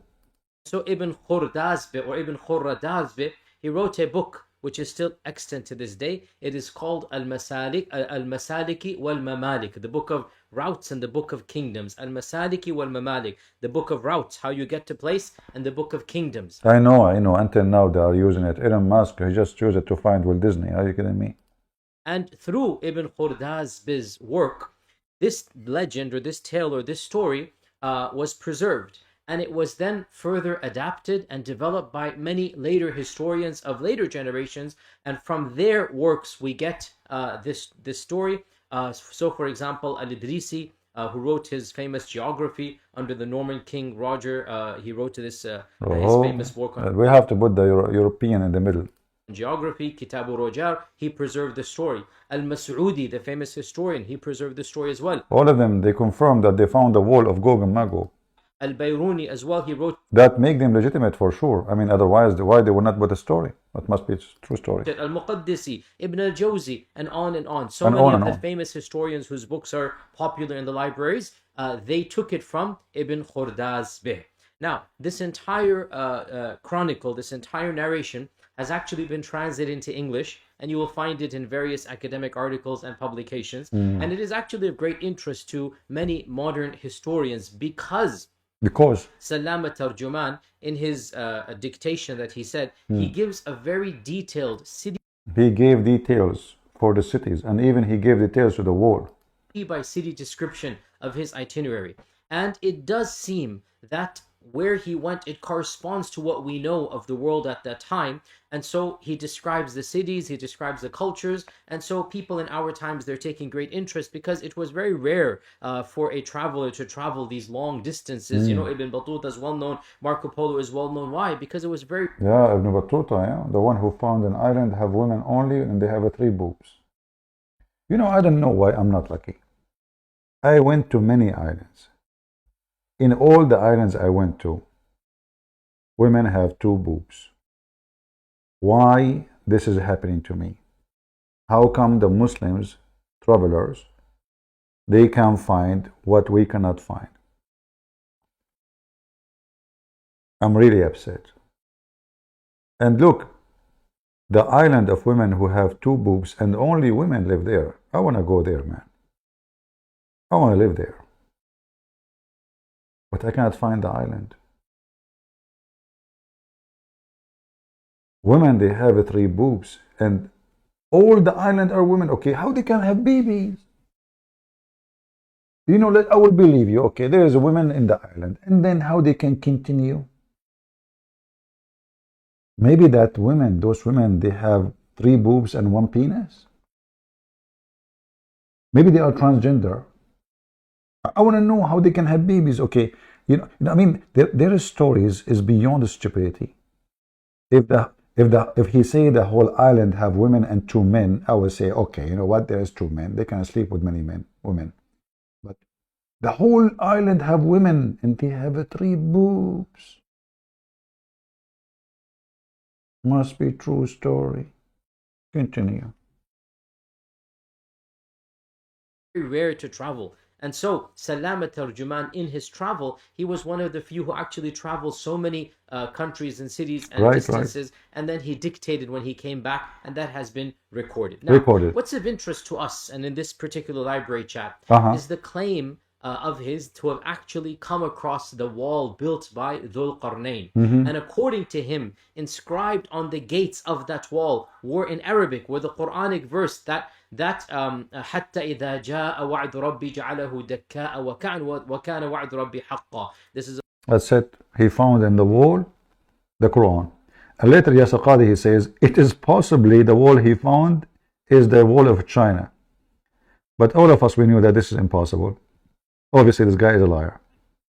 For many reasons. Number one, the wall which we are talking about in the Quran is made from iron. I mean, this guy is telling a story. It's just so stupid, so silly. They have a low IQ. Isn't it the Quran, you idiot?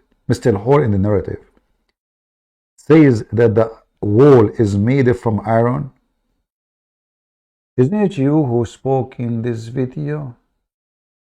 Not this video. Not this video. This video.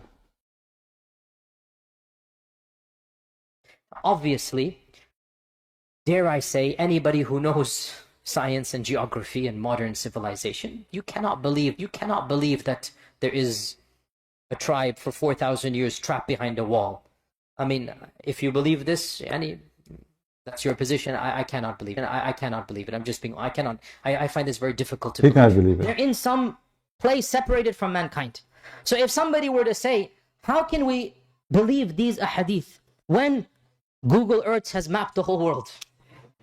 We can zoom in and see everything around us, and there is no massive land hidden from mankind. The response is, Wallahu ala kulli shay'in qadir. Allah is capable of everything. The response. Did you see the response? Did you hear the response?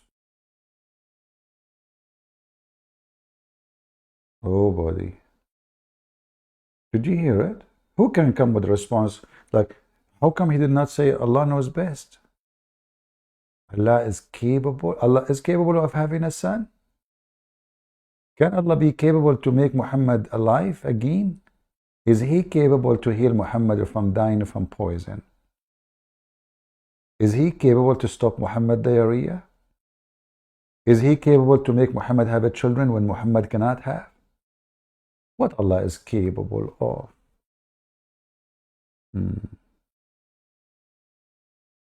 Then the same guy, he refute himself. He speak the opposite. The same Abdul. Let us see. Do we have any Muhammad that want to join us?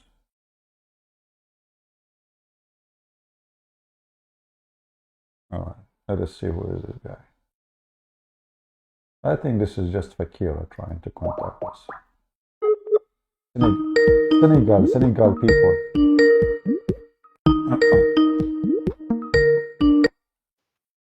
Hello? Senegal. Hello?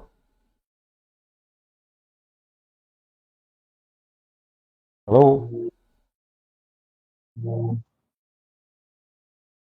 Are you there?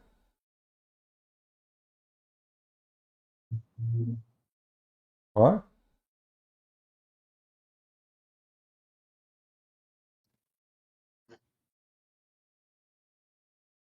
Are you going to talk or not? Then you're gonna run. Yes. Senegal. You know what? I will call him just for fun. Just for fun. You know, we're bored.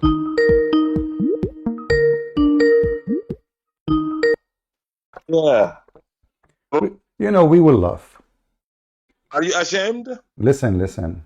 So you said, No. you said, You are going still to, don't mind. you are going to say that your wife, she need to be effed 4 different times, and you need 4 witnesses. Yes or no? Told you, fornication. Every time you do it is fornication. Yeah, but For you need, you now. but you need, For you but now. you need. Listen to Shut up. You need. You said it have to be You keep 4 no different. Shut up. It have to be 4 different times. Did you say that? Yes, you did. Let me repeat what I said. Everybody listening. You Can said man up? it's recorded. Repeat what I said. It's simple. It's recorded. listen. It's recorded. Okay, it's recorded. Let me repeat what I said. It's recorded for 1 second. Can you hang up. can you play it? Can you play it? Can you play it? Can you play what you said? Let me repeat what I said. It's easy. Okay, repeat. Okay, I said every time a woman fornicates or adultery, she did. But for her to be isolated, for her to be said, you cannot marry a Muslim anymore. If you got caught 4 times, You're a liar, you're a liar, you're a liar, you are a stupid liar. You said this is about, no, this is, and your friend, ultimate, your friend, your boyfriend, he said the same. He said it have to be 4 different occasions. You said that. What do you mean that, no, okay, hold on, I will go with you. So you are saying, okay, hold on. You are saying if she cut 4, shut up, son of mother. Listen, listen. You said you just changed now what you said. Before you said it have to be 4. Those are about 4 witnesses in 4 different occasions. Did you say that? Run like a coward. Did you say that? Did you say that or not? Did you say that or not? And your friend. Okay, you know what? I want you to confirm. Ultimate, your friend, he called himself the same name. He said yes 4 different times. This is not. He said this is not about. Listen. He said those 4 witnesses. Shut up. Hold on. Mr. Quran only. Are you using the internet of neighbor? Are you using the internet of the neighbor? Times. Why your voice keeps cutting? You can only marry another fornicator. Listen. Or on mushrik. Okay. Like you. Okay, listen. But you just said. I will go with your stupidity, guys. Did you hear what he said? He just said he changed now what he said before. He's saying now if she cut 4 times. Shut up. If she cut 4 times, shut up. Just to show you how stupid you are, guys. If she cut 4 times, shut up. If she cut 4 times fornicating, then she cannot marry unless she marry a fornicator. Correct? Let's talk about your topic. That's a miracle. Now listen. No, don't change. Focus. So you can laugh more. This is even more hilarious. Repeat again. You said if she is fornicating 4 times, now after fornicating 4 times, she cannot marry anyone except fornicator. Did you say that? Yes. Okay, guys. He said this. So now a Muslim woman, she is not considered a fornicator unless she fornicates 4 times. And that will make her a fornicator who cannot marry anyone except a fornicator.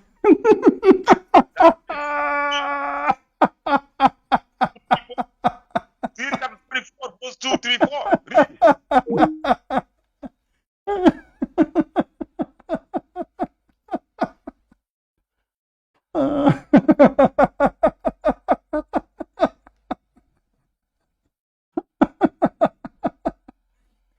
Brother, if she fornicate 4 times, now she is a fornicator. If fornicate once, she is not a fornicator yet.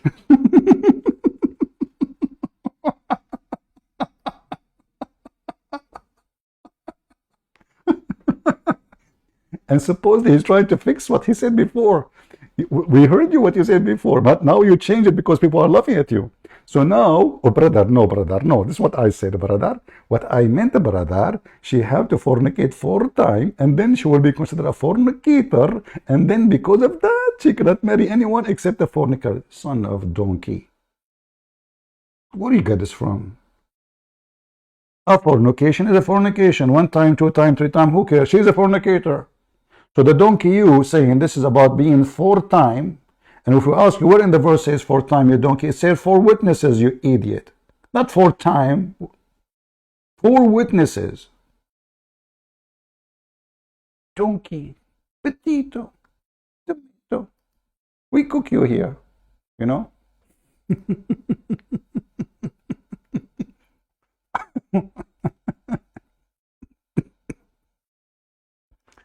You see why I call you back? Just for a laugh, sorry. Nobody take you serious. You are just a dummy, idiot. Brother.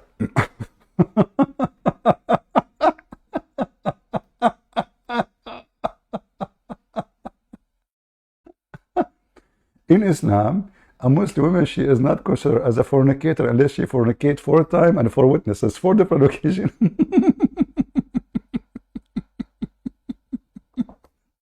now he fixed it supposedly. Sheikh Asim, can you respond to him? Is it really about 4 occasion or it's about 4 witnesses?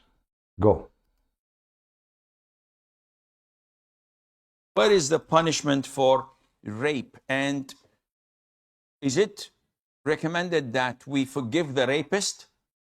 I'll start from the second part of the question. No, it's not recommended to forgive the rapist. Hold on. He's an oppressor. Hold on. This is not the video we want. Hold on. Let me search for the video.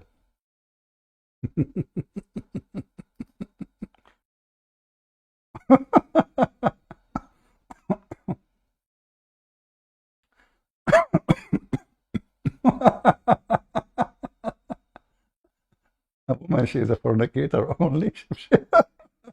If she fornicates 4 times.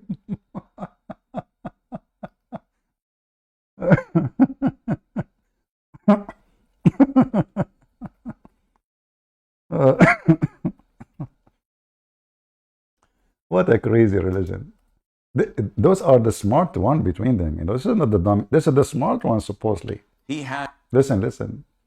This is Potato Sheikh Asim. He will help us to see if this is 4 witnesses or 4 occasions. Asim, go. Get him. What is the punishment for rape? And is it recommended that we forgive the rapist? I'll start from the second part of the question. No, it's not recommended to forgive the rapist. He's an oppressor. No, this is the same one. Look, where is the one? What is the one we are looking for? Hold on. Don't tell me he deleted. We found it yesterday. I mean, 2 days ago. Let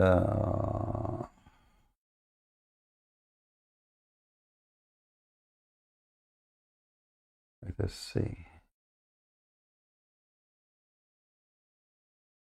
Where is the video of 4 witnesses? Don't tell me he deleted. We just played it 2 days ago.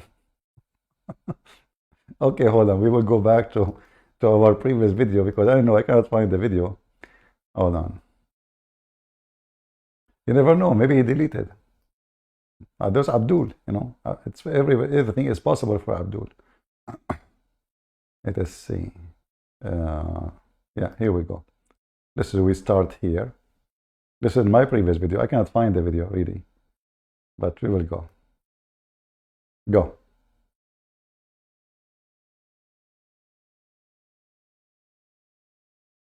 Oh, mommy blue. No, this is no mommy. We start from the beginning. The question is, Sheikh, that I read somewhere that if a woman claims that she was raped and she's not able to come up with 4 witnesses, and then she gets the punishment according to if she is married or not, flogging or stoning. Is this true or not? Is this hypothetical Salihin or a case that is existing? I have read that it's like probably like a hypothetical scenario. Okay, well, what's the reason? What the reason? What the reason? Usually, this is what happens. People post something that's hypothetical. And then all of a sudden, we have 2 teams, 2 parties. One defending opinion, and the other bashing Islam and saying bad things about Islam. And the original person who posted this is getting all the sins. Why did you ask such a question? Why, huh? Oh, nothing serious. I just thought of, stirring the water a little bit and doing this and watching what happens. So watch out not to open the Pandora box. Watch out not to open something that would be fitna for others. Now, because you've posted the question already, whether you get the sin or not, this is not to me to state, but I'll answer you. A woman comes forward stating that this man has raped me. So the forensic services or whatever, the police or come and investigate medical reports. She has been violated and raped. Do we have any DNA proofs, etc.? We may not. Now, to the Muslim judge, I have a woman with medical reports or without, claiming that this individual has raped her. I bring this individual and I say, did you? He said, no. He said, you did. He says, no. And by the way, she took $2 million from me. 2 million. Did you take $2 million from him? She says, no. Andrew Tate, did you take $2 million from her? Did you take, this woman? Did you rape her? No, I did not. I just have a video bragging about it. Okay, by the way, she took $2 million from me. Why? Well, and he was telling the guy, while you are making a hypothetical story, he just created a new one. He was accusing the guy of committing sin for creating a hypothetical story. But he add spice to the story. Touché. So it's her word against his. Why would I believe her when she's accusing someone? And this one, we don't have evidences. So what evidences do you want, Sheikh? We need 4 male witnesses to testify and say that we... Abdul Potato from Senegal. We need 4 witnesses even for rape. What 4 occasion, you donkey? So now the woman, she need to be raped 4 occasion to have 4 proof that she fornicated and she's raped. And this is the same case for anything, any fornication, even if it's by force, because even for rape is a fornication. The man, he fornicate at least. So the stupid donkey, this guy from Senegal, he fabricate things about his religion from the middle of nowhere. And the stupid donkey, the young one who called me, he follow him, obviously. He is more donkey than him. And yesterday he called me and he confirmed exactly. He repeat, he explained. He says, this is about 4 occasion, 4 time. And now, a woman, she is being raped. She need to bring 4 witnesses. Do you have 4 witnesses?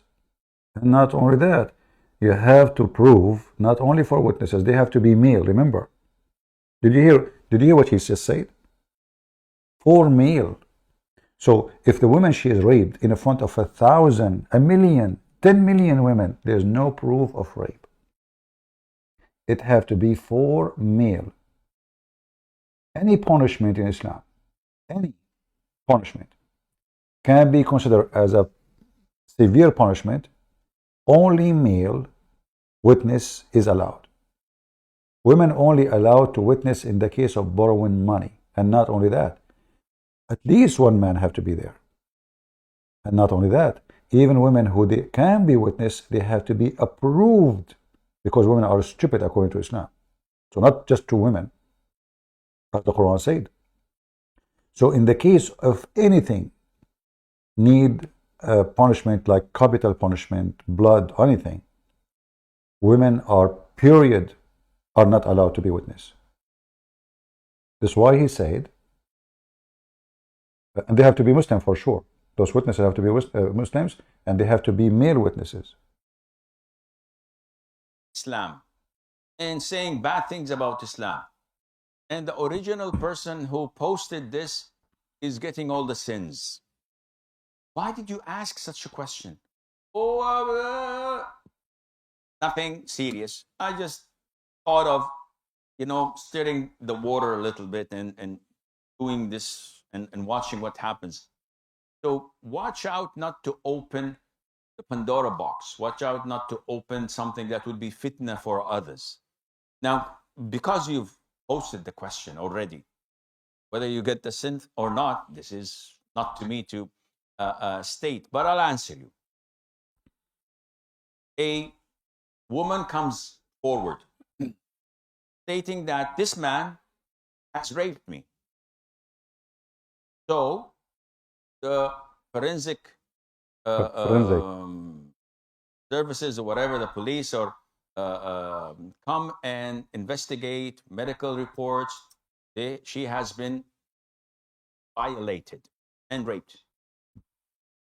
Do we have any DNA proofs, etc.? We may not. Now, to the Muslim judge, I have a woman with medical reports or without, claiming that this individual has raped her. I bring this individual and I say, did you? He said, no. He said, you did. He says, no. And by the way, she took $2 million from me. Did you take $2 million from him? She says, no. I said, well, touche. So it's her word against his. Why would I believe her when she's accusing someone? And this one, we don't have evidences. So what evidences do you want, Sheikh? We need 4 male witnesses to testify and say that we've witnessed it.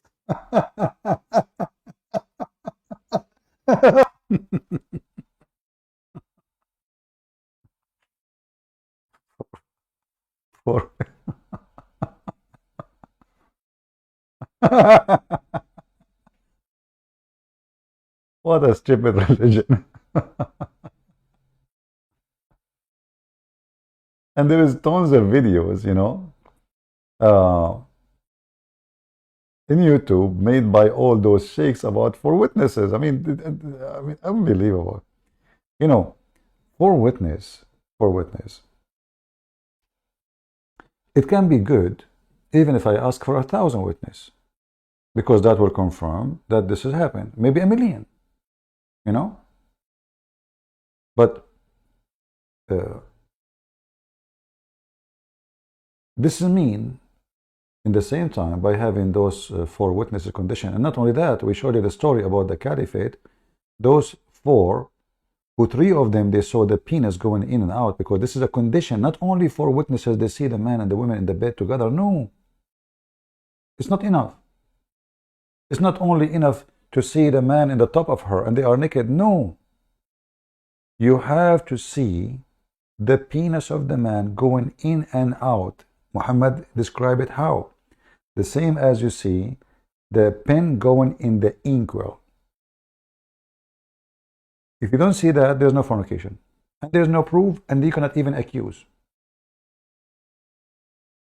And now you can imagine how stupid this condition is. A woman, she is in the bedroom with her boyfriend.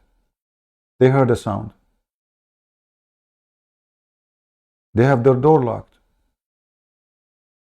The second somebody is in the door, they separate their body from each other. They are naked in the bed, yes, but there's no proof of. You have to see the penis going in.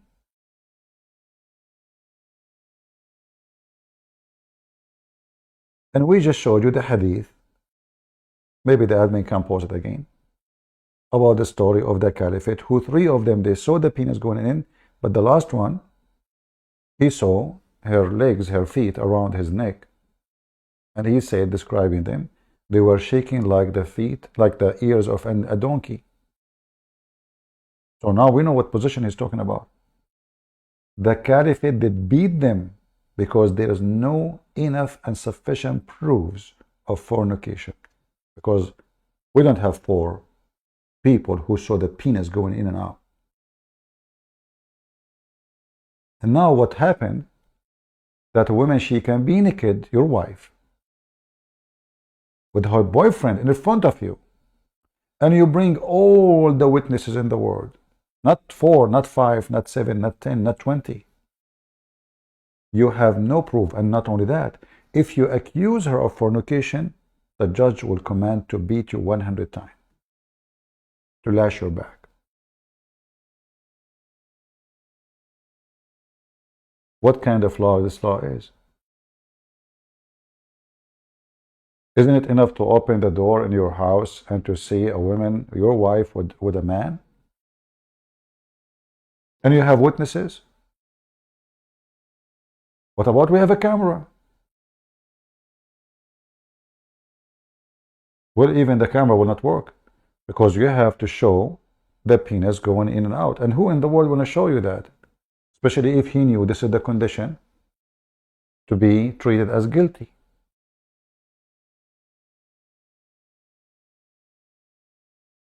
And in the case of rape, even if the man he been proven to be guilty, and even he confess, if he is single, they just lash his back 100 times, and he pay her dowry. That's it. That's it.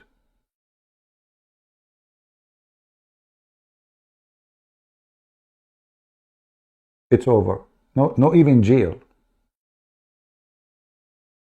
They put him in the square. They lash his back 100 times. This is if he confess. If he is married, supposedly, they will stone him. But this is not in the Quran.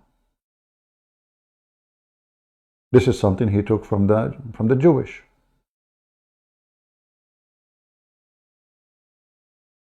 Four witnesses. This is why, I believe strongly that Islam is the most fornication-friendly religion. They claim to be against fornication, but Muhammad, because his wife, there's a story about Aisha. نزل رجل بعائشة. What does that mean? A man, he slept in the house of Aisha. Why?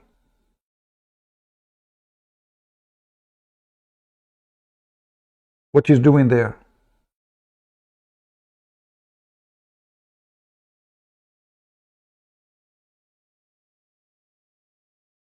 Muhammad, he came to the house. He found his wife Aisha in a very uncomfortable situation. The hadith does not describe.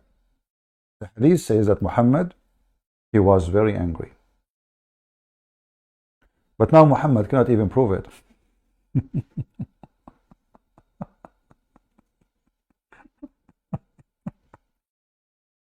And obviously he is a pimp too. So he came to her and he said, what he is doing here? Who's he? See the hypocrite Muhammad? She said, look what she said. She said, he is my brother from breastfeeding.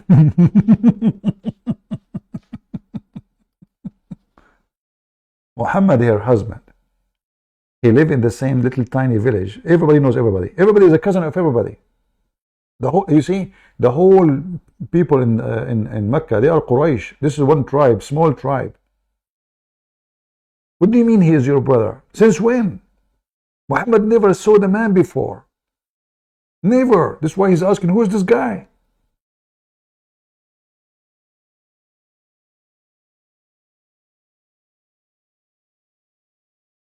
She said, he is my brother from breastfeeding.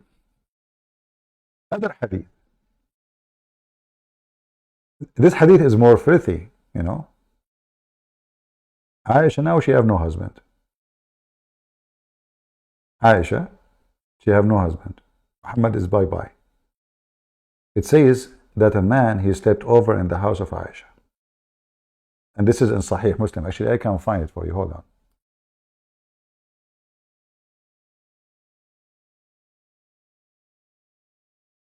She said she saw him cleaning the sperm from his dress. Now, Muslim, they might say, well, what is the proof that Muhammad is not is dead? Well, it says Nazala bi Aisha. If Muhammad is alive, he will be a guest for Muhammad, not the guest of Aisha. A person stayed in the house of Aisha. Where? In the house of Aisha. Where? In the house of Aisha. Why? There's no men in town.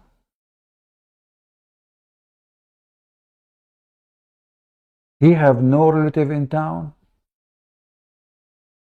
He come to the house of this woman to stay and sleep over her house. And then the story getting more dirty.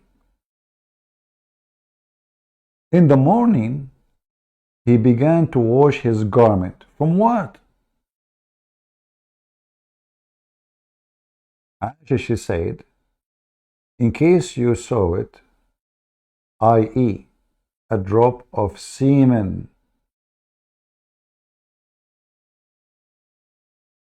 The translation, by the way, is not really too much good. The man is cleaning his clothing from what? In the morning. From semen. So now we have a guest in the house of Aisha. The husband is not there. There's no husband. The guest in the morning taking off his clothing,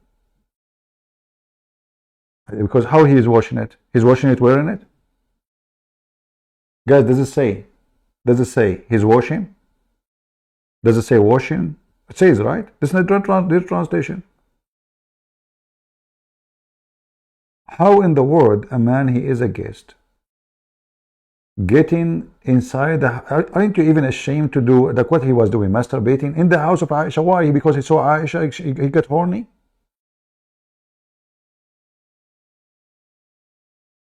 I mean, what he saw to make him so excited? Let us assume he did not sleep with Aisha. But what made him masturbate? The same hadith, different place. This is, hold on.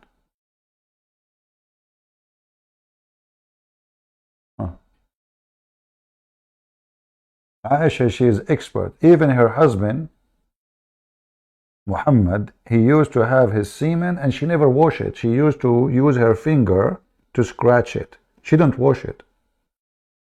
Do you see how clean the clothes of Muhammad? They don't wash it. The servant, the slave, she told Aisha, this guy is cleaning his, semen. She said, oh, she came to him and she told him, I used to mark the semen from the Prophet glaze, not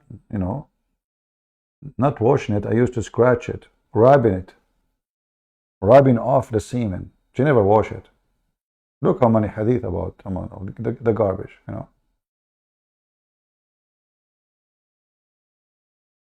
Here, they are even saying that this person, he masturbate.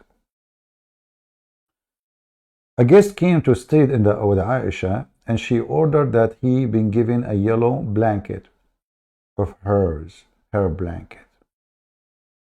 He had a nocturnal emission on it. He had what? What the heck is that? Nocturnal emission? Is that a kind of a gasoline?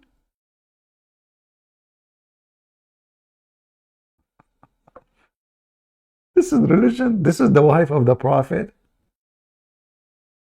Why the man is sleeping in her house? Isn't it forbidden for a Muslim woman to invite a man to her house, to have him? He is not her cousin. He is not her brother. He is not her family. He's just a man. Who is this guy? To the point even he have no name.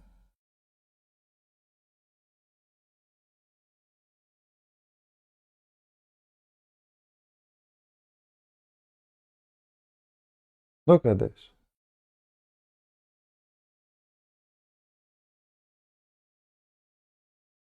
Look how many actually. Each one of them is different story, by the way.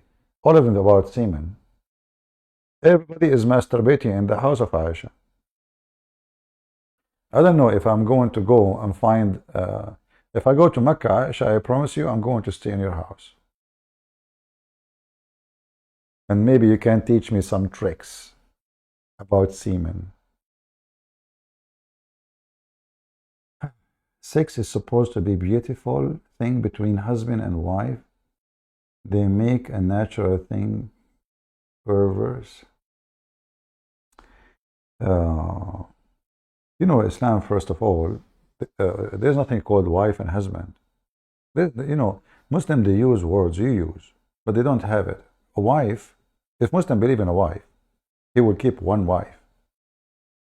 But they don't believe in that. In fact, the Quran commands them to start with 2. In fact, the Quran never said 4. The Quran says 2 and 3 and 4. What is the total? 9. Translation, the Muslim, when they translate, they lie and they say 2 or 3 or 4, or if you could not be just one. That's false. Nowhere it says that. It says and. This is why the beginning of Islam, the Caliphate, and Muhammad himself had many wives. In Arabic,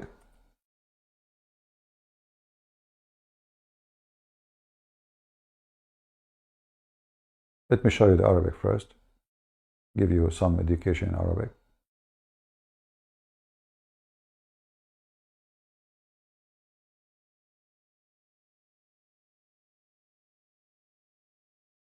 The word inkahu does not mean marry as they translate. It's a lie. Inkahu is to if, not to marry. ما طاب لكم من النساء. ما طاب, whatever you wish, of women. Starting from مثنى, 2. After that, there's a letter here is wa. I will highlight this letter. Wa in Arabic, you can check any dictionary. Is and. In fact, what? Let us open Qur'an.com. I think that will help. Qur'an. Because that website, they have an option. You move the mouse over the Arabic word. And then regardless of the translation showing in down underneath, is going to show it in the top. Okay.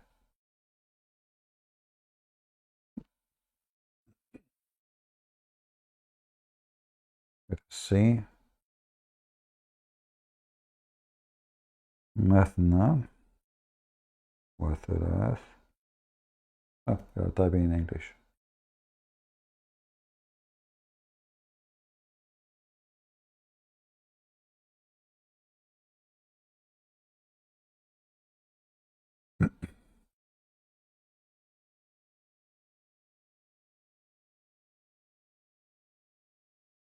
All right. Okay, I will use this website, which can help us. This is a Muslim website, Qur'an.com. Underneath of it, there is a translation. In the top of it, there's a translation. All right. But what we will do now, we will move our mouse in the top of the word. And here you will see the Quran saying something very stupid, very disgusting. He is commanding the Muslim to sleep with orphan children. It says, and you fear not to be fair with the orphans. Is that how you can be fair? By ifing the orphan, a child? Go and if, fankahu, not marry, fast translation. Ma, what? Taba, whatever you wish. Lakum, to you. Min nisa, from women. Men, from. Nisa, women. And now we will see here what we need to concentrate. Mathna, 2. Wa. Wa, translation is coming really funny. See, the translation here is false. Or 3. There's no or. Wa in Arabic mean and, not or. They fabricate the translation. Why? Because if we say and 3 and 4, it is obvious that it says license for you to F2 plus 3 plus 4. The total is 9.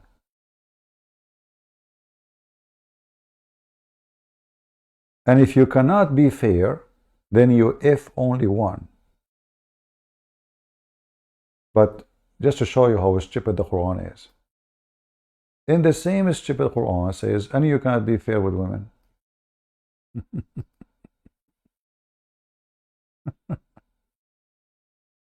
What the heck?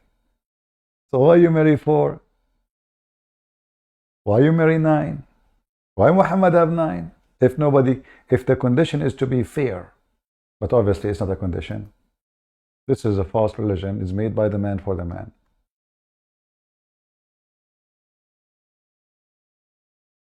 So if we type here the word تقسط, same chapter, chapter 4, verse number 3. And if we go actually to chapter, the same chapter, let us see which one verse, I forgot which verse. Give me a second, at the end.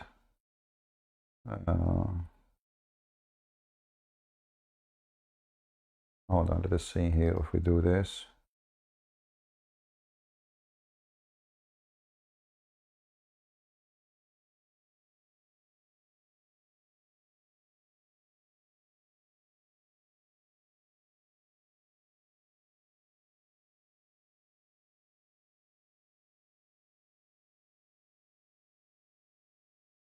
See, 129.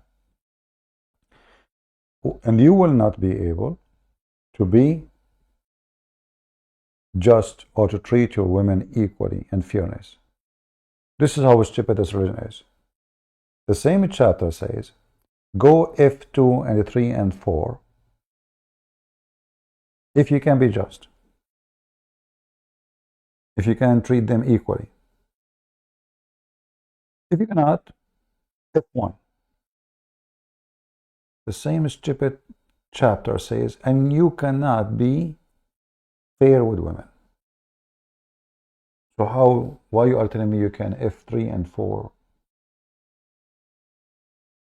And if you cannot be just, and yet you confirm that I cannot be just. So what I would do now? Can I do it or I cannot?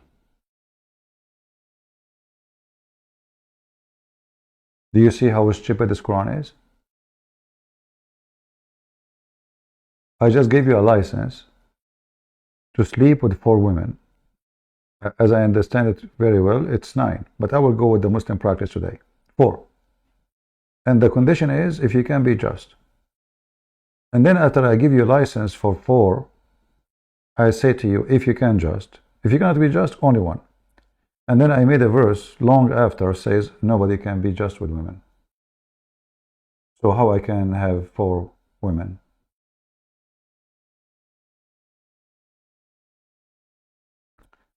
This is why, like our broadcasts take long, because we take our time teaching you and showing you evidence, and we hope that in the future we will have a generation of the young ones in the future learn and get Islam busted.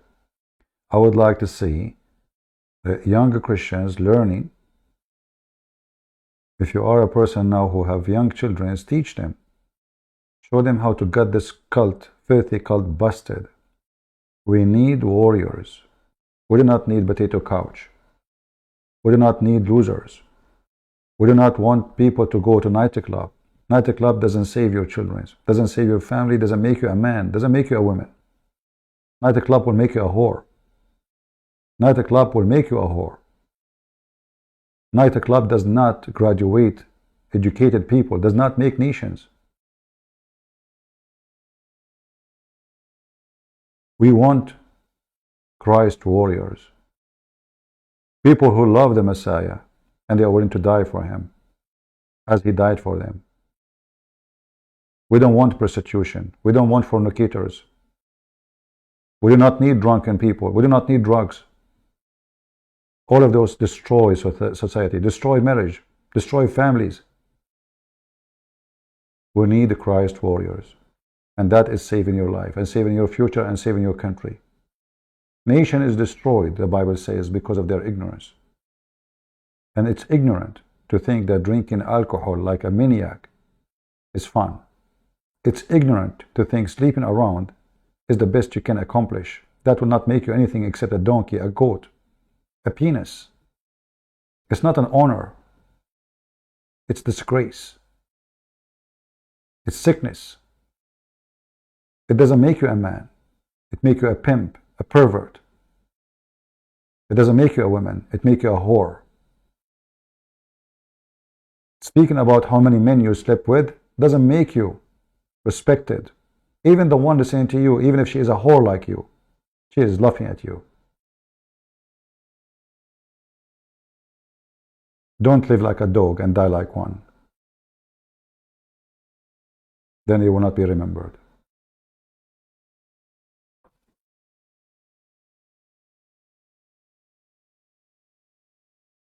Those who live the life of dogs,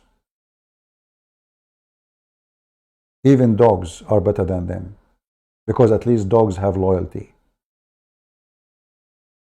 And if a human being, he need to ask himself a question, what he is loyal to? Where is your loyalty? To your penis? To your whiskey? To your beer? To be 60 years old and jumping like a monkey in a nightclub, looking at the ass of women?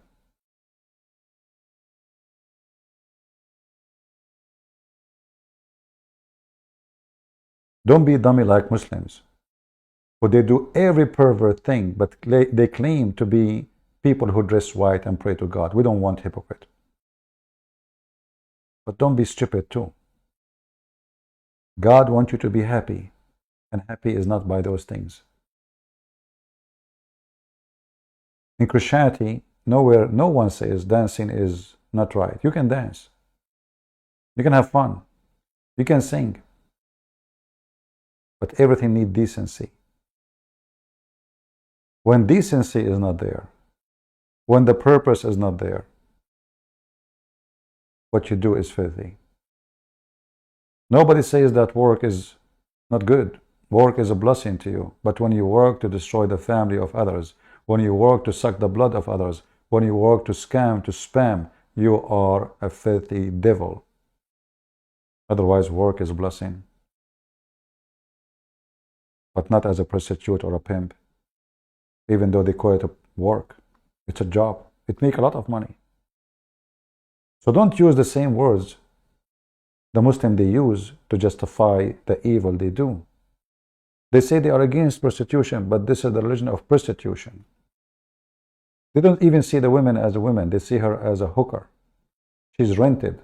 To the point even Muhammad, he like lies, renting women, mut'ah. And yet he claimed that he is sent by God. So don't be the same as the Muslim. Many, sadly, many in this earth, they are Muslim without knowing, because they practice all kind of filth and they justify it, as Muhammad did. Don't justify your filth. What do you do on your free time? In my free time, I spank the ones who have no time to listen to God. That's what I do in my free time. Do you think someone like me, he have a free time? Even when I'm sitting, let us say, doing nothing, I'm thinking about what I will do next. My pleasure is to use what the Lord, he gave me as a gift. To think, to act, to do. Act and doing, by the way, it can be not necessarily the same. Act by, sometimes by talk. It's not really an action. But do is more action, like writing books. So we as a Christians, either we live like many millions who live and die, and nobody remember them. Maybe a family member, maybe a daughter, maybe a son. Or you are a person who work hard to serve the Lord, and you will be remembered, not only by the people. No, those are not even important. The Lord himself will remember your name. The Lord, he says, from their fruits you shall know them. So you are worried about a free time, but you are not worried about the time coming out of your hands. Do you have really free time? How much free time you have? The clock is ticking. People think they will live forever, but nobody did. Save the Lord. So don't think of a free time. You have none. Zero. You are not born to have a free time. You never had one. People who try to kill their time without getting a benefit, like why you are here. If you are here just to laugh, you are a fool. If you are here to learn, that's good for you. Why somebody go to school? To laugh or to earn a degree so he can find a good job? Nobody have a free time. Only foolish people. Nobody. I want to say thank you all for being here. I hope today we learned something good and useful for all of us. I learn from people when they say sometimes some wise words. Sometimes you might be even way younger than me, and I learn from you. Learning is the wisdom of the man and the women. The man who he thinks he is wise, he's a fool. So you need to learn every day. If a day passed by and you did not learn something new, that means that day was dead day. If you don't learn something new, a true life or living person is the one who grows with wisdom and knowledge, not a person who grows with age. Age never was wisdom. It will never be. You can be a person at the age of 20, but you are more wise than someone is 70. In fact, people, when they get older, they act like teenage. So you will see a woman in her 80s, she is wearing a skirt like 16 years old girl. A guy, he is 80, he is driving a car, it's open sport, because now he want to spend the money and he want to look so young. So he have like fashion clothes, expensive watches, he go to nightclub, like he's a teenager again. He lost his wisdom. He thinks this is what will make him attractive. When the fact, a wise man will be respected more if he dress in his age. Same for the women. You will look so stupid, you will look so silly when you dress like kids, when you act like one when you are not, when you try to be a teenage, you will become the joke of everybody.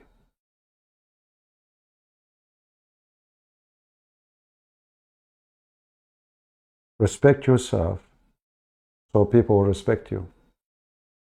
I hope I did not hurt the feeling of anyone, and I hope maybe today, should I come, tomorrow?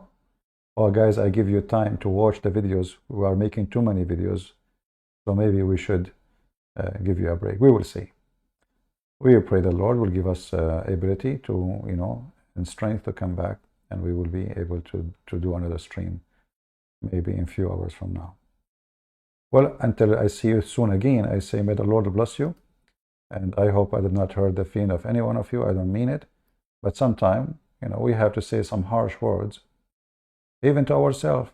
Don't think that I am better than you. I condemn myself sometimes. I feel guilty of things I wish I did not think about or do. So all of us, we have always to have a court. We have to have a courtroom in our life. When the Lord, he says, you go to your closet and you pray, he was telling you about going to the courtroom, your court. This is your courtroom. You pray there, you cry there, you confess your sin, and you forgive, so you might be forgiven. So don't let the courtroom leave your house, because the day that courtroom leave your house, you're dead. You feel no guilt for all the filth you do. You seek comfort by sin, and you think really you are comfortable, but the fact you are not. I never saw a person who lived a life of sin is comfortable. Never. It doesn't matter how rich they get. I saw people who they are very poor farmers, hardly they have education, but they have a better life than many people. Simple, loving people, have a wife, children, they love each other. And families who have a lot of money, cars, buildings, flying everywhere, they don't have a family. Don't be one of those. Sometimes a human being seeks destruction, but he thinks he is seeking buildings to build his life, but the fact he destroyed it. So be aware, be vigilant, be smart, and don't let the waves of the world drag you. Every day we see that now a normal woman talking in YouTube is about speaking like a whore. No, nobody want to speak as a decent person. Women just to get a click in YouTube showing her ass. No shame. No shame. Teach your children. It's time for you as a Christian to stand, otherwise your children will end with those people. Most of the children who end in drugs and prostitution or are victims of such a thing, it's because their parents, they are idiots. They don't even deserve to have children. Many people think that having babies is just about having sex in the bed and then give them some milk until they grow up, and then we send them to McDonald's to do work part-time. That's not what making family. That is not a family. If you cannot take care of your children spiritually, education, care not only by food, never have them. Otherwise you are responsible for what will happen to them later. Thank you all for being here. May the Lord bless you. God is good, so is Jesus, and Muhammad is the most faithful man ever I study